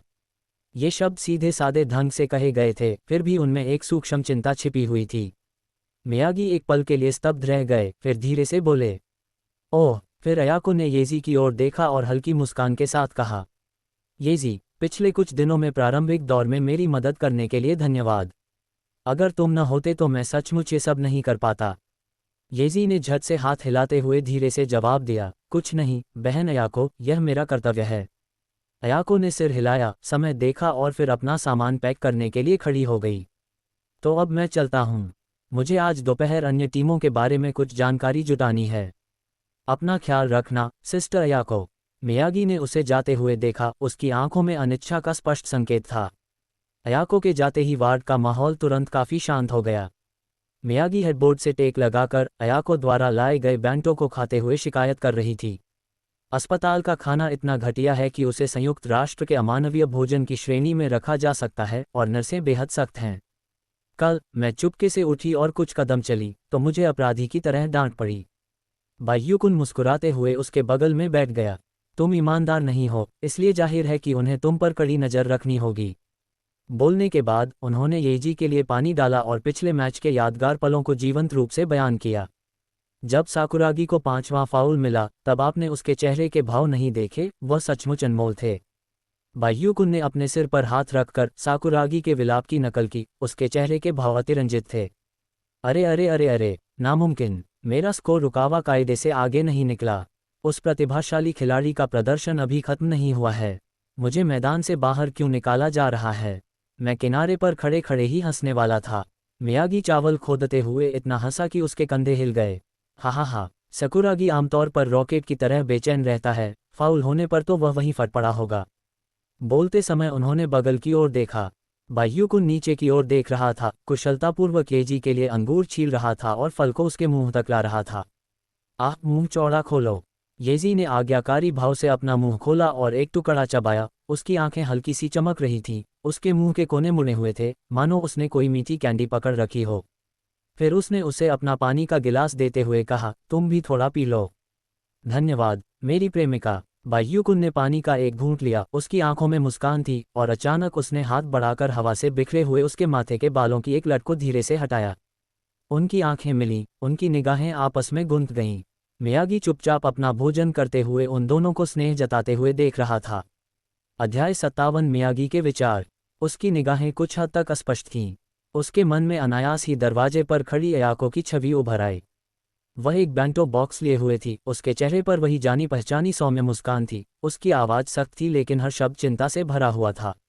आमतौर पर वह हमेशा उसे डांटती थी, उसे बास्केटबॉल का अभ्यास करने के लिए मजबूर करती थी, उसे अपना होमवर्क दोहराने के लिए कहती थी और बिना किसी कारण के उस पर अपनी आंखें घुमाती थी। फिर भी उसके घायल होने के बाद भी वही थी जो हर दिन उससे बात करने आती थी। उसने उसके उग्र स्वभाव की शिकायत की, लेकिन वह अपने दिल में जानता था कि उससे ज़्यादा उसकी चिंता कोई नहीं करता था। बात बस इतनी सी है कि उनका रिश्ता उस बाधा को कभी पार नहीं कर पाया था। मियागी ने अपना सिर नीचे झुकाया, लंच बॉक्स को घूरते हुए, और मन ही मन धीरे से आह भरी। काश अयाको और मैं भी उनकी तरह हो पाते तो कितना अच्छा होता। येजी के फल धोने के लिए उठने का फ़ायदा उठाते हुए मियागी तुरंत चौकन्ना हो गया, अपनी आवाज़ धीमी कर ली और रहस्यमय तरीके से बाइयू को इशारा किया। अरे बाइयू, इधर आओ इधर आओ। बाइयू ने हैरानी से पूछा, क्या हुआ? मियागी ने अपनी आंखों से दरवाजे की ओर देखा, ये पुष्टि की कि येजी वापस नहीं लौटी है। अपनी आवाज़ और भी धीमी कर ली और उसके चेहरे पर शर्मिंदगी का एक दुर्लभ संकेत दिखाई दिया। ऐसा लगता है कि तुम और येजी के बीच बहुत अच्छे संबंध हैं, है ना? तुमने ये कैसे किया यार? मियागी थोड़ी देर रुके, फिर उन्होंने अपना सिर दोबारा खुजलाया। बस, मैं किसी लड़की को कैसे मनाऊं कि वो मुझे वैसे देखे जैसे येजी तुम्हें देखता है?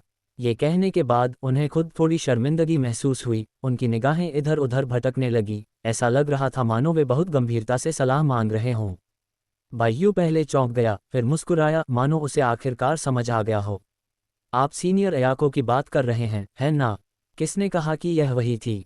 मियागी तुरंत चिढ़ गया और उसके कान लाल हो गए। मैं तो बस यूं ही पूछ रहा था। लेकिन बात लगभग एक जैसी ही है, बस मान लीजिए कि यह अयाको है। मियागी की बहुत ज्यादा विरोध करने वाली प्रतिक्रिया को देखकर बायू खुद को हल्की सी हंसी रोकने में असमर्थ रही। दरअसल येजी और मेरे पास कोई खास तरीका नहीं है, हम बस चलते रहे और आखिरकार एक साथ हो गए। वह रुका, मियागी की ओर देखा और उसकी आवाज़ धीमी हो गई। लेकिन मैं बता सकती हूँ सीनियर अयाको, वह भी वास्तव में आपको पसंद करती है। वास्तव में? मियागी ने अचानक ऊपर देखा, उसकी आंखें चौड़ी हो गईं और वह ऐसे सीधा बैठ गया जैसे उसे बिजली का झटका लगा हो। क्या आप निश्चित हैं? क्या मैं सिर्फ कल्पना तो नहीं कर रहा हूँ? देखो, सिस्टर अयाको का व्यक्तित्व कैसा है, अगर वो तुम्हें डांटती हैं तो इसका मतलब है कि वो तुम्हारी परवाह करती हैं। देखो, वो दूसरों को नहीं डांटती। और अब तो वो रोज़ अस्पताल आकर तुम्हारी देखभाल करती हैं, क्या इससे सब कुछ स्पष्ट नहीं हो जाता? मियागी का चेहरा लाल हो गया और उसके होंठों के कोने अनजाने में ऊपर की ओर मुड़ गए, मानो किसी ने उसका मुंह मिठाई से भर दिया हो। धत तेरे की, तो अयाको सच में मुझे पसंद करती है, मैंने तो पहले कभी इसके बारे में सोचा भी नहीं था। बायू ने अपने पैर पर थपथपाया। लेकिन पसंद तो पसंद होती है, भावनाओं की बात हो तो लड़के इंतजार नहीं कर सकते। आखिरकार अयाको बहन एक लड़की है, अगर वो तुम्हें पसंद भी करती है तो वो खुलकर अपने प्यार का इजहार नहीं करेगी। आपको अभी भी अधिक सक्रिय रहना होगा। सक्रिय? हाँ, वह तुम्हें हर दिन बेंटो बॉक्स ला कर देती है, तुम्हें भी बदले में कुछ तो देना चाहिए, है ना? उसे एक छोटा सा तोहफा दो, जैसे चुपके से उसके पसंदीदा बिस्कुट उसके बेंटो बॉक्स में रख दो। तुम्हें उसे यह बताना होगा कि वह तुम्हारे लिए खास है। उसने मियागी की ओर देखा, उसकी आंखों में गहरे अर्थ का संकेत था। और हाँ, जब माहौल अनुकूल हो तभी पहल करें, अन्यथा आपका रिश्ता हमेशा उसी एक कदम पर अटका रहेगा। मियागी सोच में डूब गया और धीरे से बुदबुदाया। छोटे छोटे उपहार, आपसी लेन देन, सही समय आने पर मैं अपना कदम उठाऊंगा। फिर अचानक उसने अपनी जांघ पर हाथ मारा और उसके चेहरे पर वही अटूट मुस्कान लौट आई। ठीक है, मैं समझ गया, आज से मैं आधिकारिक तौर पर रक्षात्मक भूमिका से आक्रामक भूमिका में जा रहा हूँ। तभी येजी फल धोकर फलों की थाली लेकर वार्ड में वापस आ गया। मियागी तुरंत सख्त हो गया, जल्दी से एक पत्रिका को अपनी आंखों के सामने उठाकर, मैं बास्केटबॉल का ज्ञान पढ़ रहा हूँ, की गंभीर मुद्रा अपना ली। बायू ने उसका प्रदर्शन देखा, अपना सिर हिलाया और धीरे से मुस्कुराया। येजी ने फलों की थाली पेश की। वरिष्ठ मियागी, मैंने कुछ अंगूर धो दिए हैं, कृपया और खा लें। ओह ओह, धन्यवाद। मियागी ने झट से उसे ले लिया, उसकी हरकतें अकड़ी हुई थीं, उसके चेहरे पर छिपी खुशी के निशान को छुपाना नामुमकिन था। बायू उठ खड़ा हुआ और लापरवाही से अपनी जैकेट उठाए। तो अब हम चलते हैं। तुम यहाँ अपनी चोट का अच्छे से ख्याल रखना, येजी और मैं तुमसे किसी और दिन फिर मिलने आएंगे। उन्होंने मुस्कुराते हुए अर्थपूर्ण लहजे में कहा, और मियागी को शुभकामनाएं। मियागी चौंक गया, फिर उसे एहसास हुआ और उसका चेहरा तुरंत पके हुए सेब की तरह लाल हो गया। मैं जानता हूँ।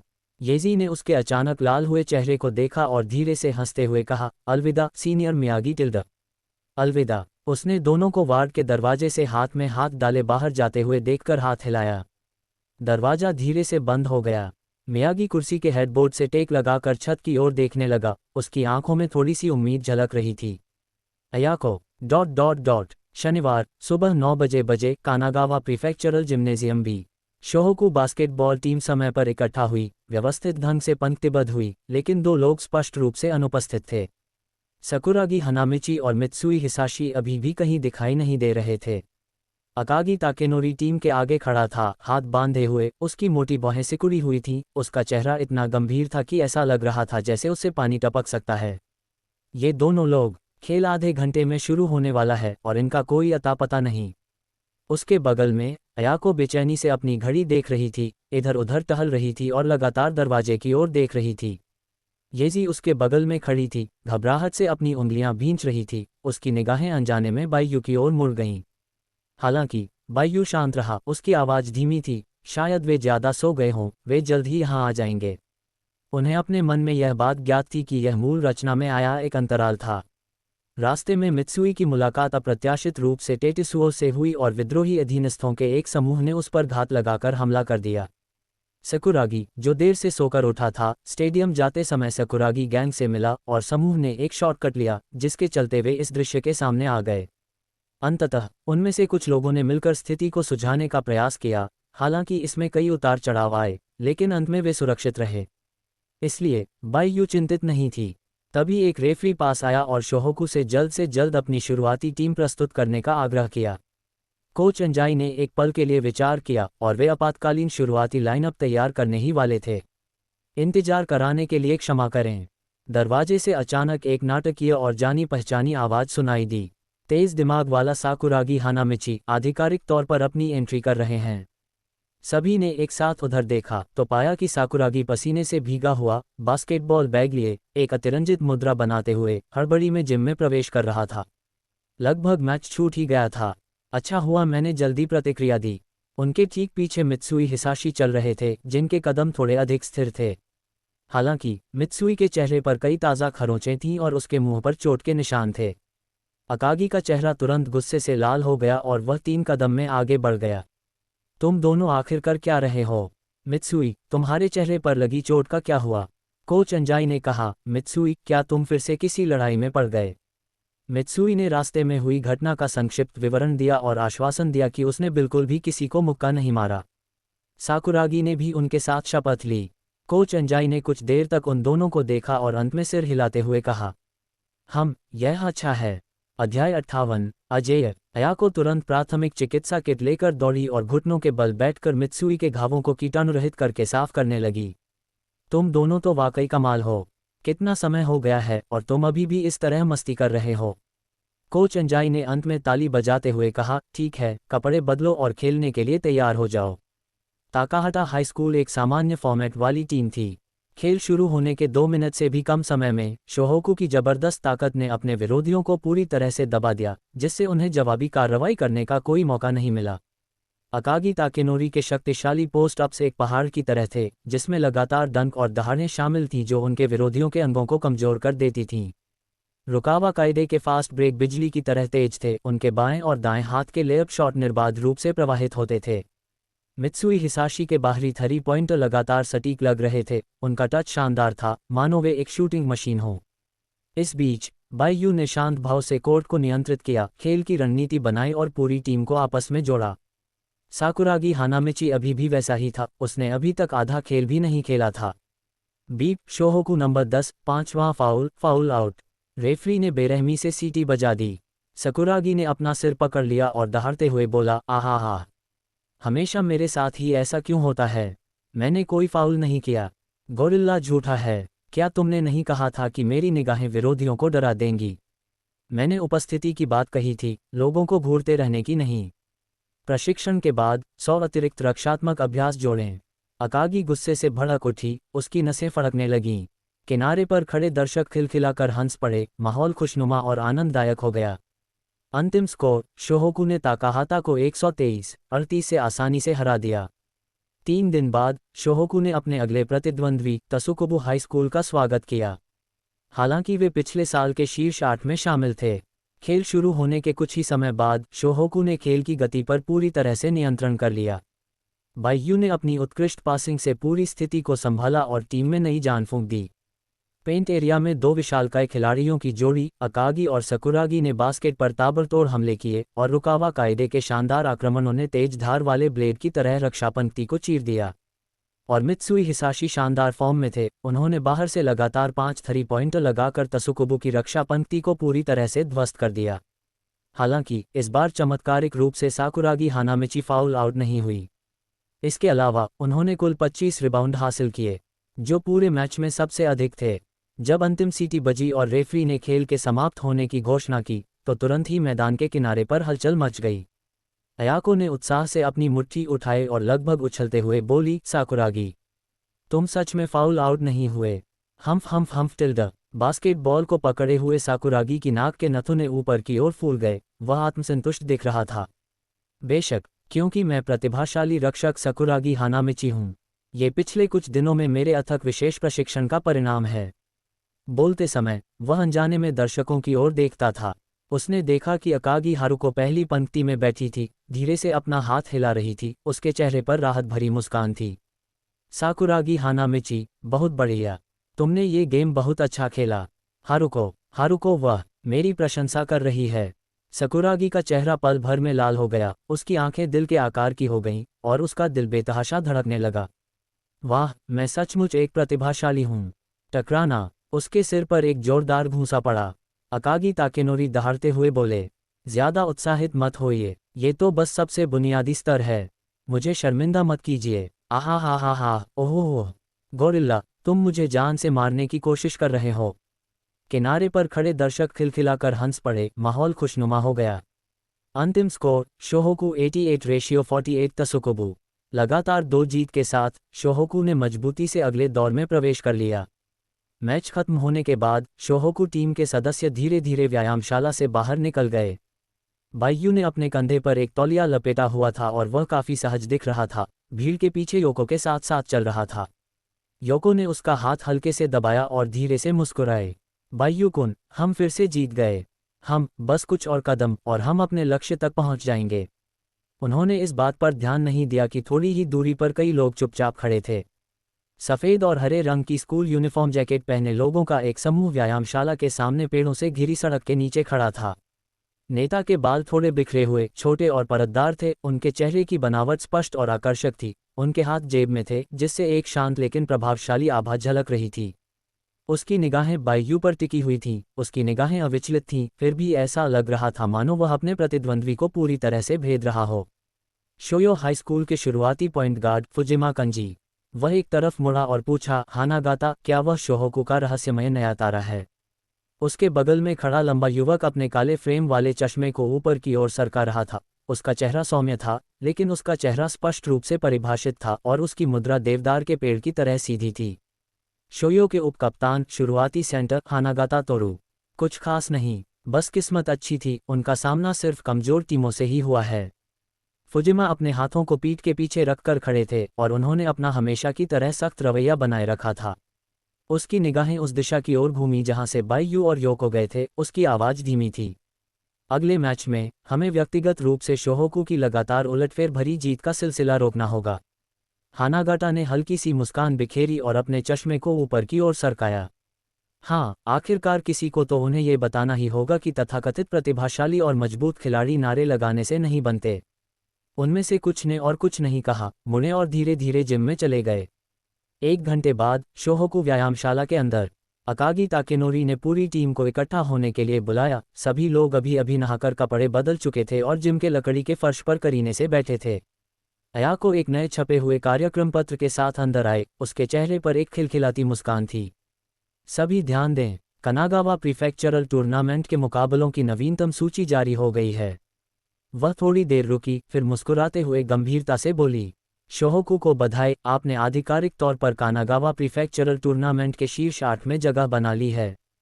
उसके शब्द सुनते ही पूरा जिम तालियों की गड़गड़ाहट से गूंज उठा। वाह हो, हम शीर्ष 8 में पहुंच गए। बहुत बढ़िया शोहोकू। सकुरागी हानामिची तो उछल पड़ा, कमर पर हाथ रखकर आसमान की ओर देखकर हंसने लगा। वाह हा हा, ये है इस जीनियस की ताकत। मेरे बिना हम टॉप 8 में नहीं पहुंच पाते। क्या मूर्ख है। रुकावा कायदे ने अपनी आंखें घुमाईं।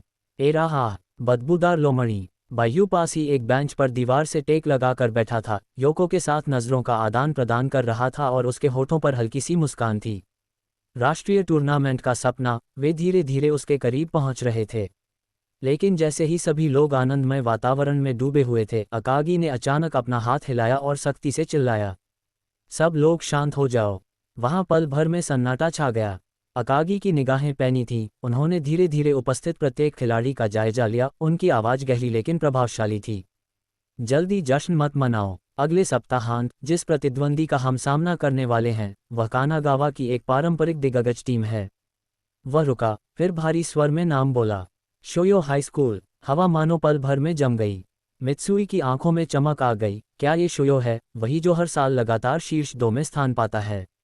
अयाको ने धीरे से कहा, यह सर्वमान्य है कि शोयो की समग्र ताकत नंबर 1 रैंक वाली काइनान से बहुत अलग नहीं है।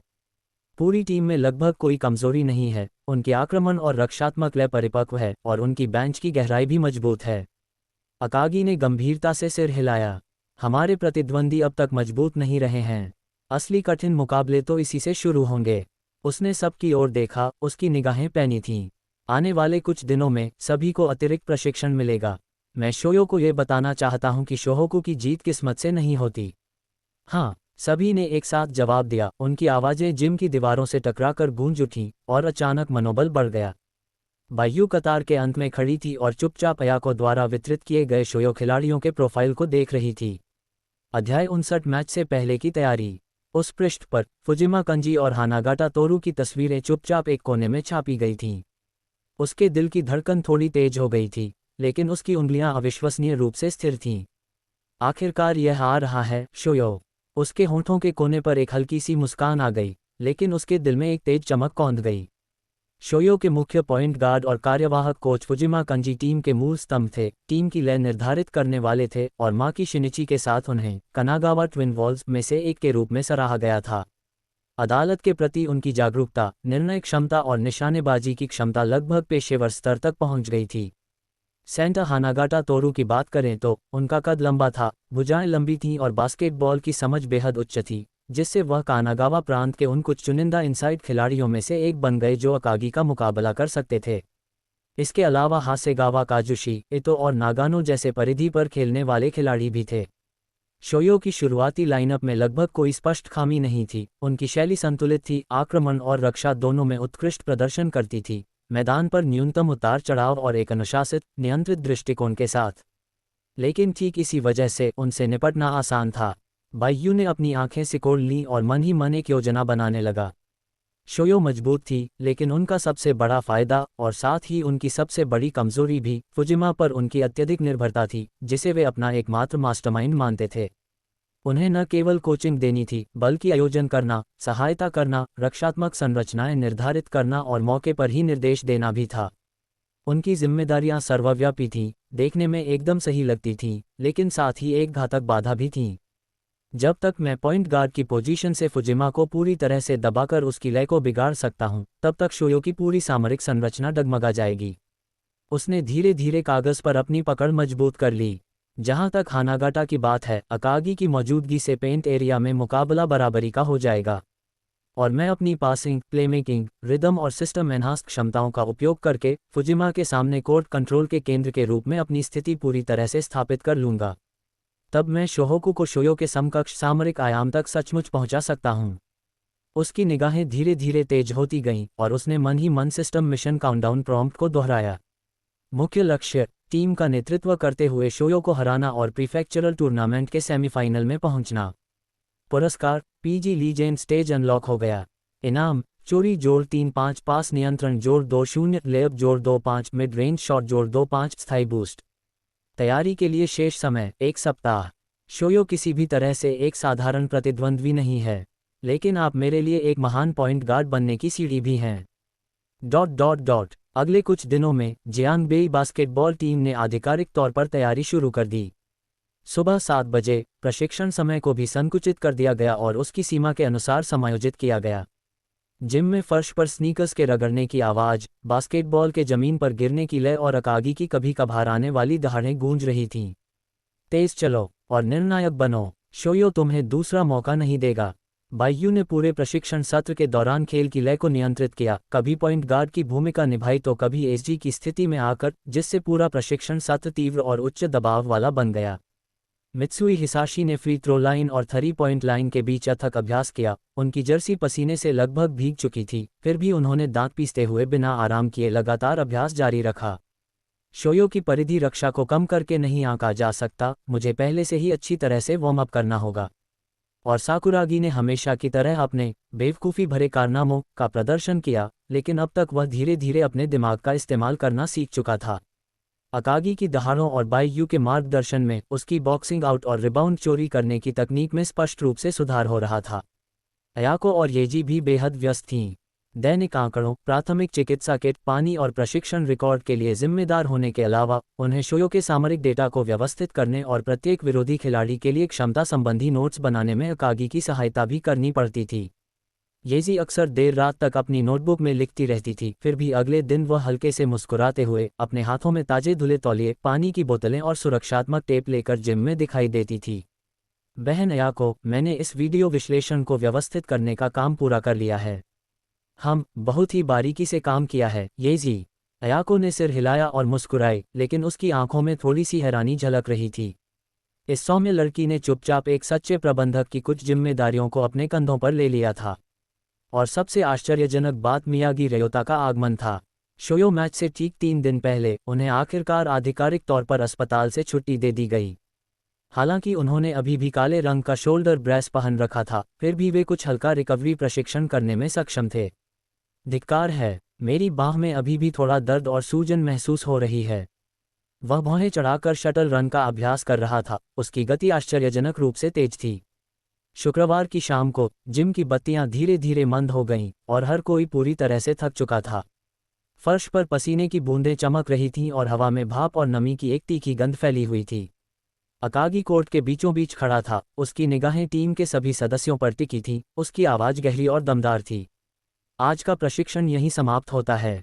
वह कुछ देर रुका, उसकी आंखें गंभीर थीं, मानो वह अपनी निगाहों से सभी के दिलों पर अपनी छाप छोड़ना चाहता हो। कल हमारा शोयो के साथ सीधा आमना सामना होगा। वे न तो ताकाहाता हैं और न ही तसुकुबु। वे कानागावा प्रांत की शीर्ष 2 टीमों में से एक हैं और हमें, शोहोकु को, सबको ये दिखाना होगा कि हम यहाँ तक भाग्य से नहीं पहुँचे हैं। हम जीतेंगे। हाँ, सभी ने एक साथ जवाब दिया। उनकी आवाज़ें खाली जिम में गूंज उठीं और कान बहरे कर देने वाली थीं।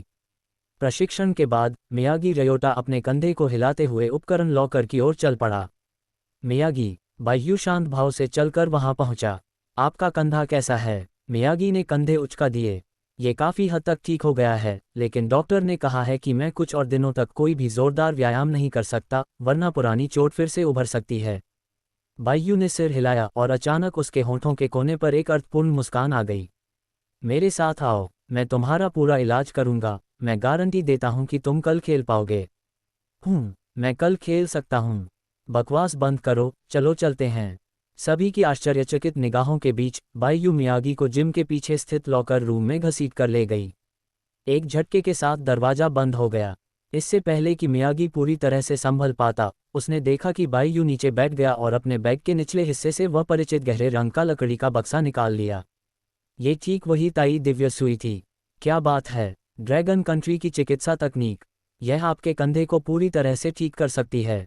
अपनी कमीज उतारो और यहीं बैठो, हिलना मत। ठीक है, मैं इस बार तुम पर भरोसा करूंगा।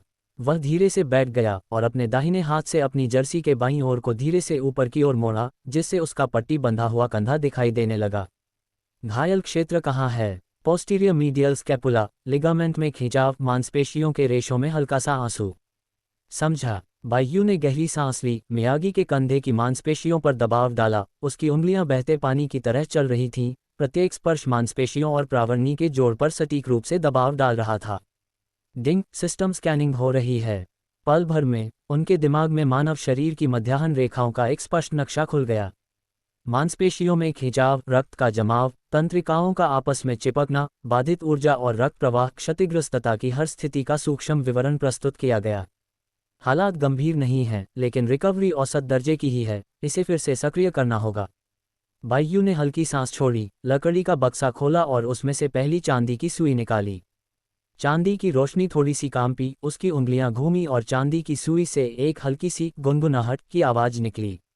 मैं अब शुरू कर रहा हूं, आपको कुछ अजीब सी अनुभूति हो सकती है, हिलना मत। बायू ने अपने कंधे के आसपास के एक्यूपंक्चर बिंदुओं में सुइयां चुभोना शुरू कर दिया। अध्याय 60, फुल ब्लड पैलेस। जैसे जैसे सुई लगाने की तकनीक परत दर परत आगे बढ़ती गई, बायू ने सुई को घुमाया, उसे मोड़ा और अपनी आंतरिक ऊर्जा को प्रवाहित किया। उसकी हरकतें बहते बादलों और पानी की तरह सहज थीं। मियागी शुरू में तनाव में थे, उनका शरीर अकड़ा हुआ था, लेकिन चौथी सुई लगते ही उन्हें एक गर्म सनसनी महसूस हुई, जैसे झरने का पानी उनके कंधे के ब्लेड से बह रहा हो और तेजी से फैल रहा हो। दर्द, सुन्नापन, गर्मी, सूजन, अलग अलग संवेदनाएं बारी बारी से उभरती रहीं, फिर भी चमत्कारिक रूप से जरा भी दर्द नहीं था। यह एहसास अद्भुत है। उसने कुछ बुदबुदाया, लेकिन जल्दी से अपनी आंखें बंद कर लीं और उस गहरी मुक्ति की अनुभूति में डूब गया। बायू ने अंतिम 3 सुइयां लगाते समय पूरी एकाग्रता से काम किया, उसकी उंगलियां थोड़ी कांप रही थीं, उसकी आंतरिक ऊर्जा सिस्टम के निर्देशों द्वारा सटीक रूप से निर्देशित थी। ताई दिव्य सुई तकनीक पूरी तरह से सक्रिय हो गई। आधे घंटे बाद बायू ने मियागी के कंधे से आखिरी सुई निकाली और उसे लकड़ी के बक्से में रख दिया। सब कुछ कर दिया। मियागी ने अपनी आंखें खोलीं, पहले तो वह अचंभित हुआ, फिर धीरे धीरे अपना बायां हाथ उठाया। ये तो बहुत हल्का है ना? उसने अपने कंधे को घुमाया, अपने जोड़ों को हिलाया और कई त्वरित स्ट्रेच और साइड स्विंग किए, लेकिन उसे जरा सा भी चुभन या खिंचाव महसूस नहीं हुआ। धिक्कार है, ये तो बहुत ही चमत्कारिक है। वह तुरंत नीचे बैठ गया और खड़ा हो गया, फिर उसने पुशअप्स का एक सेट किया, उसके कंधों की हरकतें पूरी तरह से निर्बाध थीं। यह असली है या नकली? मैं सपना तो नहीं देख रहा हूँ। बायू वहीं खड़ा था, उसकी आंखों में हल्की सी मुस्कान थी। उसने मियागी के गुणों का अवलोकन किया। शक्ति 75 80 जोड़ 5। बायू ने अपनी भौहें थोड़ी सी ऊपर उठाईं। ताकत में सिर्फ 5 अंकों की वृद्धि। बेशक, प्रत्येक व्यक्ति की क्षमता को उजागर करने की मात्रा अलग अलग होती है। यह मित्सुई की वृद्धि के मुकाबले कुछ भी नहीं था। आपको कैसा लगता है? मियागी ने अपने कंधे हिलाए, अब भी वह आश्चर्यचकित और अनिश्चित दिख रहा था। उद्धरण चिन्ह। मैं न केवल पूरी तरह से ठीक महसूस कर रहा हूं, बल्कि मेरी ताकत भी पहले से कहीं अधिक है। बायू, मैं वास्तव में आपकी प्रशंसा करता हूं। बायू मुस्कुराया और हाथ हिलाते हुए बोला, ठीक है, इन बेकार की चीजों पर ध्यान मत दो। ठीक है, मैं अब जा रहा हूं। आप आराम से इसका आनंद ले सकते हैं। मियागी कुछ कहने ही वाले थे कि बायू ने सुई का डिब्बा रख दिया, मुड़ी और दरवाजा खोलकर बाहर चली गई। बायू की निगाहें थोड़ी झुकी हुई थीं, उसके मन में विचारों का मंथन चल रहा था। मियागी को पहले से ही तैयार करने का मतलब सिर्फ एक और स्टार्टर रखना नहीं था। शोयो की परिधि रक्षा तसुकुबो की तुलना में बिल्कुल भी ढीली नहीं थी। उनकी प्रेसिंग जोन रक्षा और रक्षात्मक त्रिकोण रोटेशन बहुत परिपक्व थे। अगर मैं गेंद अपने पास रखता तो वे निश्चित रूप से मुझे कड़ी निगरानी में रख लेते। और फुजिमा, वह उस तरह का आदमी था जो आपको बड़ी चतुराई से अपनी लय के जाल में फंसा सकता था। इन सब चीज़ों को तोड़ने के लिए उसे ध्यान भटकाना पड़ा। शोयो का सामना करने के लिए मियागी ही कुंजी थी। अगले दिन कानागावा प्रीफेक्चरल जिम्नेजियम में सुबह 8 बजे तक खेल शुरू नहीं हुए थे, लेकिन व्यायामशाला के बाहर लोगों की भीड़भाड़ पहले से ही थी। कानागावा प्रीफेक्चरल जिम्नेजियम में का प्रवेश द्वार सुबह सुबह ही लोगों से खचाखच भरा हुआ था। प्रशंसक, छात्र, मीडिया, स्काउट, ऐसा लग रहा था मानो कानागावा का सारा ध्यान इसी एक मैच पर केंद्रित था। ऊंचे ऊंचे बैनर लटके हुए थे, हर जगह नारे लिखे हुए थे और प्रवेश द्वार पर फोटोग्राफर तैनात थे, जो लगातार अपने कैमरों से खिलाड़ियों के टनल की तस्वीरें खींच रहे थे। और जिम के अंदर तो खचाखच भीड़ थी। स्टैंड लोगों से खचाखच भरे हुए थे और तालियों और जयकारों की गूंज उठती और गिरती रही। कानागावा प्रीफेक्चरल टूर्नामेंट के क्वार्टर फाइनल का मुख्य मुकाबला शोयो हाई स्कूल बनाम शोहोकू हाई स्कूल। शोहोकू, जो मूल रूप से एक गुमनाम स्थानीय स्कूल टीम थी, ने कुछ ही मैचों में मजबूत प्रतिद्वंद्वियों के खिलाफ जीत हासिल करते हुए क्वार्टर फाइनल में जगह बनाई और इस टूर्नामेंट की सबसे अप्रत्याशित डार्क हॉर्स टीम बन गई। दूसरी ओर शोयो एक अनुभवी और शक्तिशाली टीम थी, एक पारंपरिक रूप से मजबूत टीम जो हर साल लगातार शीर्ष 4 में स्थान पाती थी, जो मूल रूप से कानागावा बास्केटबॉल की सामरिक गहराई और प्रणालीगत परिपक्वता का प्रतिनिधित्व करती थी। उनकी मुलाकात एक विस्फोटक टकराव में तब्दील होनी तय थी। दर्शक दीर्घा में चर्चाएं छिड़ती रहीं। मैंने सुना है कि शोहोकू के नए खिलाड़ी बायू के पास अद्भुत पासिंग और बॉल हैंडलिंग कौशल है। मैं मियुरा दाई के मैच के लिए वहां था, वह कोर्ट को नियंत्रित करने में एक उस्ताद की तरह था। शोहोकू के पास सिर्फ वही नहीं है, अकागी एक लोहे के टावर की तरह है, रुकावा कायदे अविश्वसनीय रूप से कुशल है, मित्सुई की बाहरी शूटिंग चट्टान की तरह मजबूत है, और एक लाल बालों वाला लड़का है जो पागलों की तरह रिबाउंड करता है। लेकिन शोयो उन कमजोर टीमों की तरह नहीं है जो पहले हुआ करती थीं। वे शीर्ष 4 में नियमित रूप से जगह बनाते हैं और हानागाटा और फुजिमा दोनों ही प्रांतीय स्तर के सितारे हैं। अगर आप मुझसे पूछें तो शोयो अभी भी ज़्यादा सुरक्षित विकल्प है। लेकिन किसी अप्रत्याशित घोड़े को अप्रत्याशित घोड़ा इसलिए कहा जाता है क्योंकि कोई भी यह अनुमान नहीं लगा सकता कि वह आगे कितनी दूर तक जाएगा। मानो या न मानो, अगर शोहोकू फिर से शोयो को हरा देता है तो वे सचमुच सेमीफाइनल में पहुंच जाएंगे। वाह, फिर तो उन्हें कैनान का सामना करना पड़ेगा, है ना? वह तो और भी ज़्यादा विस्फोटक होगा। उत्साही दर्शकों के अलावा कानागावा प्रीफेक्चरल जिम्नेजियम में मीडिया के बैठने का क्षेत्र भी पूरी तरह से भरा हुआ था। Kanagawa basketball news, monthly high school basketball और टोक्यो स्पोर्ट्स एक्सप्रेस जैसे विभिन्न पेशेवर बास्केटबॉल मीडिया आउटलेट भी उपस्थित थे। वे एक साथ सबसे अच्छे सुविधाजनक स्थानों को हथिया रहे थे और अपने कैमरा उपकरण और टेलीफोटो लेंस को समायोजित कर रहे थे, क्योंकि उन्हें किसी भी महत्वपूर्ण क्षण को चूकने का डर था। ये क्वार्टर फाइनल मैच इस वर्ष के कनागावा बास्केटबॉल इतिहास में दर्ज होने के लिए नियत था। और पहली पंक्ति के पास पत्रकारों के सेक्शन में एक शख्स सबसे अलग नजर आ रहा था। उसने करीने से सिला हुआ हल्के भूरे रंग का पेशेवर सूट पहना हुआ था। उसके बाल छोटे, सलीकेदार और गहरे नीले रंग के थे और उसका चेहरा नाजुक था। उसके लंबे, सीधे पैर ऊंची एड़ी के जूते पहने हुए थे और वह उन्हें क्रॉस करके बैठी थी। उसकी त्वचा गोरी और पारदर्शी थी, जो जिम की रोशनी में हल्की सी चमक बिखेर रही थी। ये कानागावा की सबसे विशिष्ट और कुशल बास्केटबॉल पत्रकार आइडा यायोई थीं। इस समय वह दस्तावेजों का गहन अध्ययन कर रही थी। प्रत्येक पृष्ठ शोयो और शोहोकू की युद्ध क्षमताओं के विस्तृत विश्लेषण से भरा हुआ था। उसके नोट्स में सामरिक रुझान, प्रमुख खिलाड़ियों के प्रदर्शन और संभावित कारकों का बड़े करीने से और सघनता से रिकॉर्ड दर्ज था। उसके बगल में मौजूद प्रशिक्षु पत्रकार नाकामुरा ताइजो ने धीमी आवाज में पूछा, एडा-सान, आपको क्या लगता है कि इस खेल में कौन जीतेगा? आइडा यायोई ने हल्की सी मुस्कान बिखेरी। उनकी आंखों में चमक थी। शोयो एक स्थिर और शक्तिशाली खिलाड़ी है, जिसकी प्रणाली परिपक्व है, मानसिक दृढ़ता मजबूत है और वे अपने विरोधियों को कभी कम नहीं आंकते। दूसरी ओर, शोहोकू जंगली घोड़ों का एक समूह है।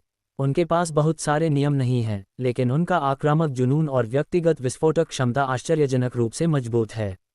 यह मैच, चाहे कोई भी जीते, सुर्खियों में रहेगा। उसने अपनी नोटबुक खोली, जिसके पन्ने पहले से ही शोयो और शोहोकू के प्रमुख खिलाड़ियों के मूल आंकड़ों और सामरिक प्रवृत्तियों से भरे हुए थे। खासकर वो नंबर 15 पॉइंट गार्ड बाईयू। मैंने कल तसुकुबो के खिलाफ उसका मैच दोबारा देखा। उनकी दूरदृष्टि और संगठनात्मक लय अब किसी हाई स्कूल के छात्र जैसी नहीं लगती। मुझे आश्चर्य है कि कौन श्रेष्ठ होगा, वह या फुजिमा, नाकामुरा ने फुसफुसाते हुए कहा। आपने रिपोर्ट के 2 संस्करण पहले ही तैयार तो नहीं कर लिए हैं? आइडा यायोई के होंठ ऊपर की ओर मुड़े। बेशक, मैंने न केवल मैच के बाद के 2 ड्राफ्ट तैयार किए हैं, बल्कि मैंने ये भी तैयार किया है। खेल समाप्त होते ही सबसे पहले कोर्ट में पहुंचकर विजेता टीम के मुख्य खिलाड़ी का साक्षात्कार लेने का रास्ता। उसने रेफरी की मेज के पीछे वाले छोटे से रास्ते की ओर इशारा किया। मैंने पहले ही मौके पर मौजूद सुरक्षाकर्मियों से बात कर ली है। जैसे ही अंतिम सीटी बजेगी, हम तुरंत वहां पहुंच जाएंगे। चाहे वो बाईयू हो या फुजिमा, मैं मैच के बाद का वो एक्सक्लूसिव इंटरव्यू जरूर लूंगा। नाकामुरा ने प्रभावित होकर कहा, इसमें कोई आश्चर्य की बात नहीं है कि आप हर साल बास्केटबॉल वीकली की साल के अंत की रिपोर्ट में अपनी कवर स्टोरी प्रकाशित करवाने में कामयाब हो जाते हैं।